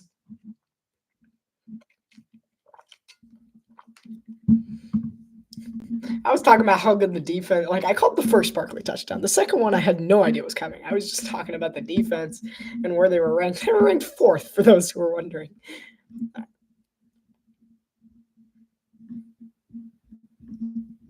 They're not sure what happened.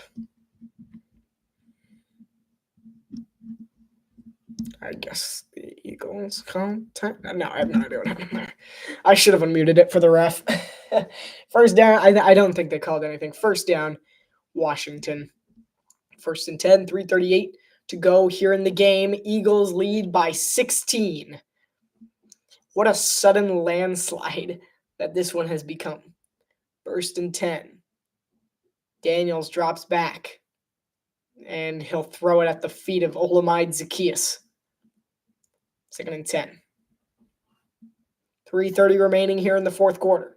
Vic Fangio has been the Eagles' defensive coordinator. He's done a fantastic job hosting this number 4 ranked defense. And he's done a great job keeping one of the top offenses in the league quiet today. He's done a really great job. Credit to where credit is deserved. I almost fell off my chair again. I got to get a better chair. Jaden Daniels drops back to pass under pressure, throws incomplete, again short for Olamide Zaccheaus. There's a flag. 3:25 to go here in the game. Commanders need a 16-point comeback 2 touchdowns, 2 two-point conversions, or 2 touchdowns and a field goal. It's personal foul roughing the passer. It's the Eagles. A little messy on that one. That was a Jomo. I have no idea who that is. Let's figure out who this is, shall we? And he hit him in the neck and pushed him backwards. You cannot do that. I have no idea. This guy just doesn't exist. What? Oh, there he is. Moro Ojomo. He was a 7th round pick from a year ago from Texas. Jaden Daniels runs it himself, gets out of bounds. 2nd and 5, 3:19 to go. Clock is ticking. Well, I mean, it's not, but you get what I mean. Ugh. All right. We got 3 minutes to go here in Philadelphia Lincoln Financial Field. Eagles started to pile it on, and the Commanders are in need of a big comeback. Handoff to Jeremy McNichols. We got the first down. Got a gain of 8 on the play. Great thing is that my stat sheet has not died today, which is rare. It's a rare occurrence. It's actually perfectly fine. Like, it's at 35%. That's enough to make it 2 minutes. Jaden Daniels throws towards the sideline. It's Zach Ertz against his former team. He'll get close to the first down. They might mark him a little short. We'll see where they place him. 2nd down. 2nd and 1. They'll mark him just shy. 2:53 to go. It would be really nice for the Commanders if they could score before the 2-minute warning and give the Eagles a down before then, because then they could use the 2-minute warning as one of their buffer timeouts, because they only have 2 timeouts. That was the wrong call. That was a really bad call. Loss of a lot. Really bad call by the Commanders. I don't know, 5 or 6, I would say. Depending on, he lost 4. They depending on the spot. 3rd and 5, 2.5 to go. Don't listen to me. What do I know? Don't listen to me. And they're gonna run the ball again. What are they doing? What are they doing? Huh? Go. Get up to the line. Okay. Cliff Kingsbury's questionable clock management skills as they hit the 2-minute warning. Down by 16. They'll have to let the play clock for at least 1 snap of the Eagles' offensive drive if they scored now. Okay. Yeah, that's cool. It's perfectly fine. I have no idea that was the wrong move by the Commanders. I would have taken a shot. I would not have run the ball up the middle like that. What kind of call was that? So it's 4th down when we come back. My heart hurts. Yeah. So Saquon Barkley is going to be the player of the game that they interview for the JCPenney post-game show. Not sponsored by any of the affiliates of JCPenney. I don't have any sponsors, so it's just sponsored by me. Actually, that's not true. I do have one sponsor, but they haven't paid me yet. So they haven't paid me yet. They need to. But they have not paid me yet. 4th and 2. 2 minutes to go here in the game. We just coming out of the 2-minute warning. This stop here would end the game, and the Eagles would be walking away with a victory.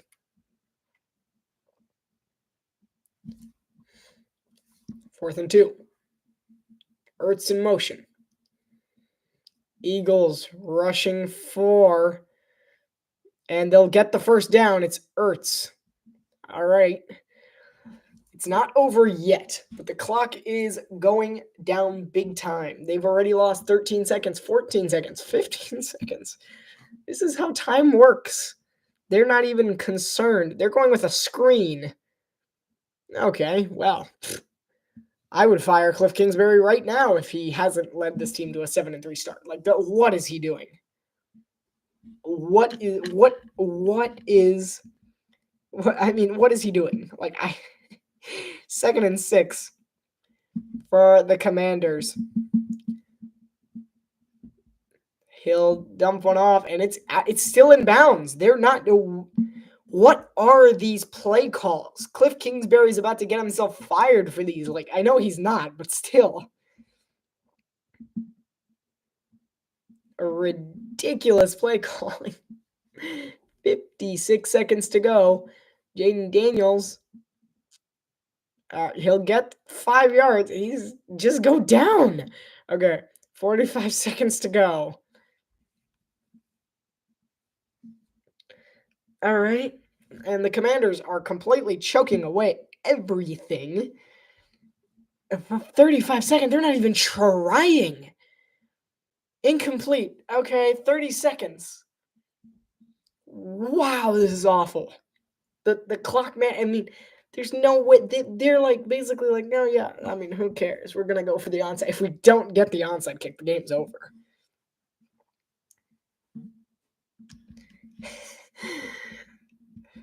I mean, just awful. He's just letting the play go. He's not even aiming for the sideline or anything. He's just going, I'm going semi inbounds. Absolute awful calls.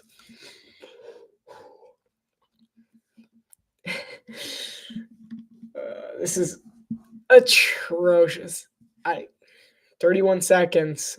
He looks to the end zone. Touchdown, Commanders. Zach Ertz. All right. Going for 2. Gotta go for 2. I can't.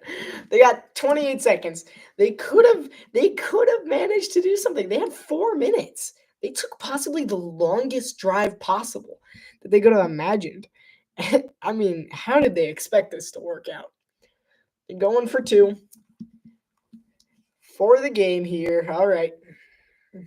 They got to get it. Game's on the line. 2-point try. Even if they, by some miracle, get the onside kick, get the Hail Mary, then they have to get the 2-point conversion twice. Once this time and then again later. Like, there's no way. Timeout Philadelphia as they try to ice Washington.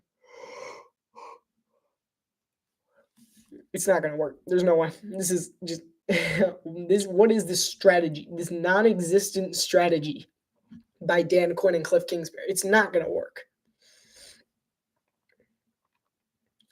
I appreciate everything you did in Arizona. You made them lose so that the Dolphins could win, so that the Eagles could win, but still, like, what?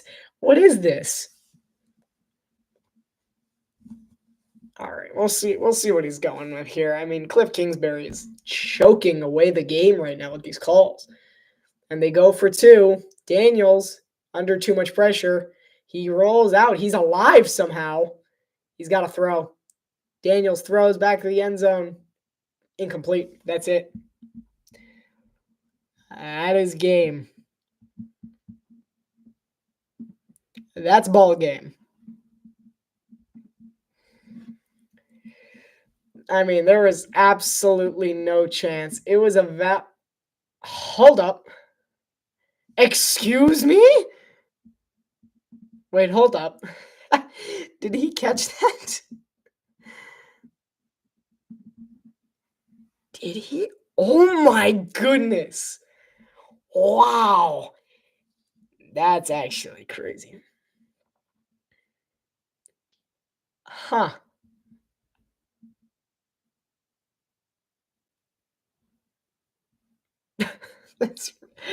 Wow. He caught that. That is on the green.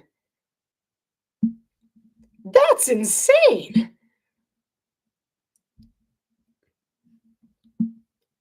That is an insane catch. He's on the green. That's 2 toes. Wow. That's a touchdown. That's 2-point conversion. The Commanders are not dead yet. Yet. Official, I think they're going to give it to him. What? What an absolutely insane, probably useless, irrelevant catch. But I mean, hey, Zach Ertz is like, that was cool, right? Like, I mean, huh? They got 28 seconds. There's no way. 28 seconds, 2 timeouts. They need an onside kick, another touchdown, and another miracle 2-point conversion. Huh? He got that? Wow. Wow. That is, I mean, the effort, the toe tap. They got it. Wow.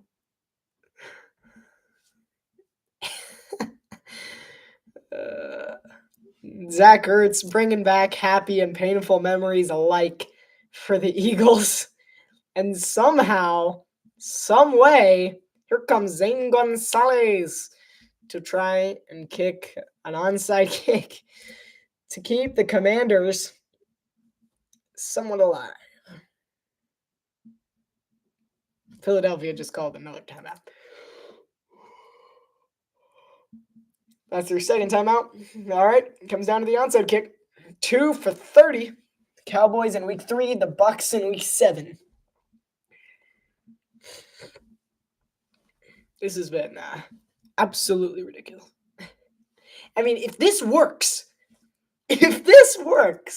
Dan Quinn and Cliff Kingsbury are going down as the best head coach and offensive coordinator duo ever to exist. There's no way it works. There's no way it works. They could either be going down as the stupidest coaches or the greatest coaches of all time. Like, there are 2 ways this goes. All right, here we go. Onside kick to determine whether the Commanders still have a chance. They do not. All right, I'm pretty sure that's ball game.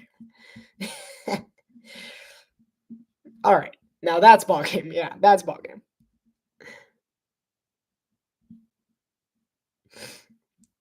All right, so the Eagles. Man, yeah, okay, yeah.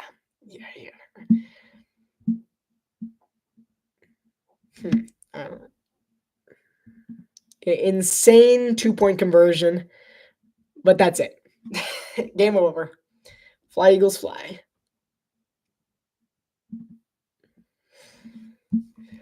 All right, 21 seconds. Are they going to be cheap? They are not. All right, the Eagles roll onto the field, and the Commanders meet them at halfway. In 10, 9, 8, 7, 6, 5, 4, 3, 2, 1. That's ball game. Philadelphia Eagles 26, Washington Commanders 18. Saquon Barkley 1,347 scrimmage yards this season, the 3rd most by a veteran of his age. I believe that's what that said. So the final score here is Eagles 26, Washington Commanders 18. Thank you guys so much for watching. It's been an absolute pleasure to be here today. I've had a blast. Fly, Eagles, fly, baby. On the road to victory. I believe that's going, and they go EAGLES. I don't even know if I'm spelling Eagles right at this point. But anyway, thank you guys so much for watching. The link is up there in the chat. You can go find that to get my other videos. If not, you can go to the channel called RSquared's Money Mayhem. It can be found in the other channel section of this one. If you've enjoyed this content, tune in next Monday Night Football for the hard battle. The Ravens taking on the Chargers at SoFi Stadium. I'm here to commentate on that one. Thank you guys so much for watching. I wish you guys nothing but the best. See you all next time.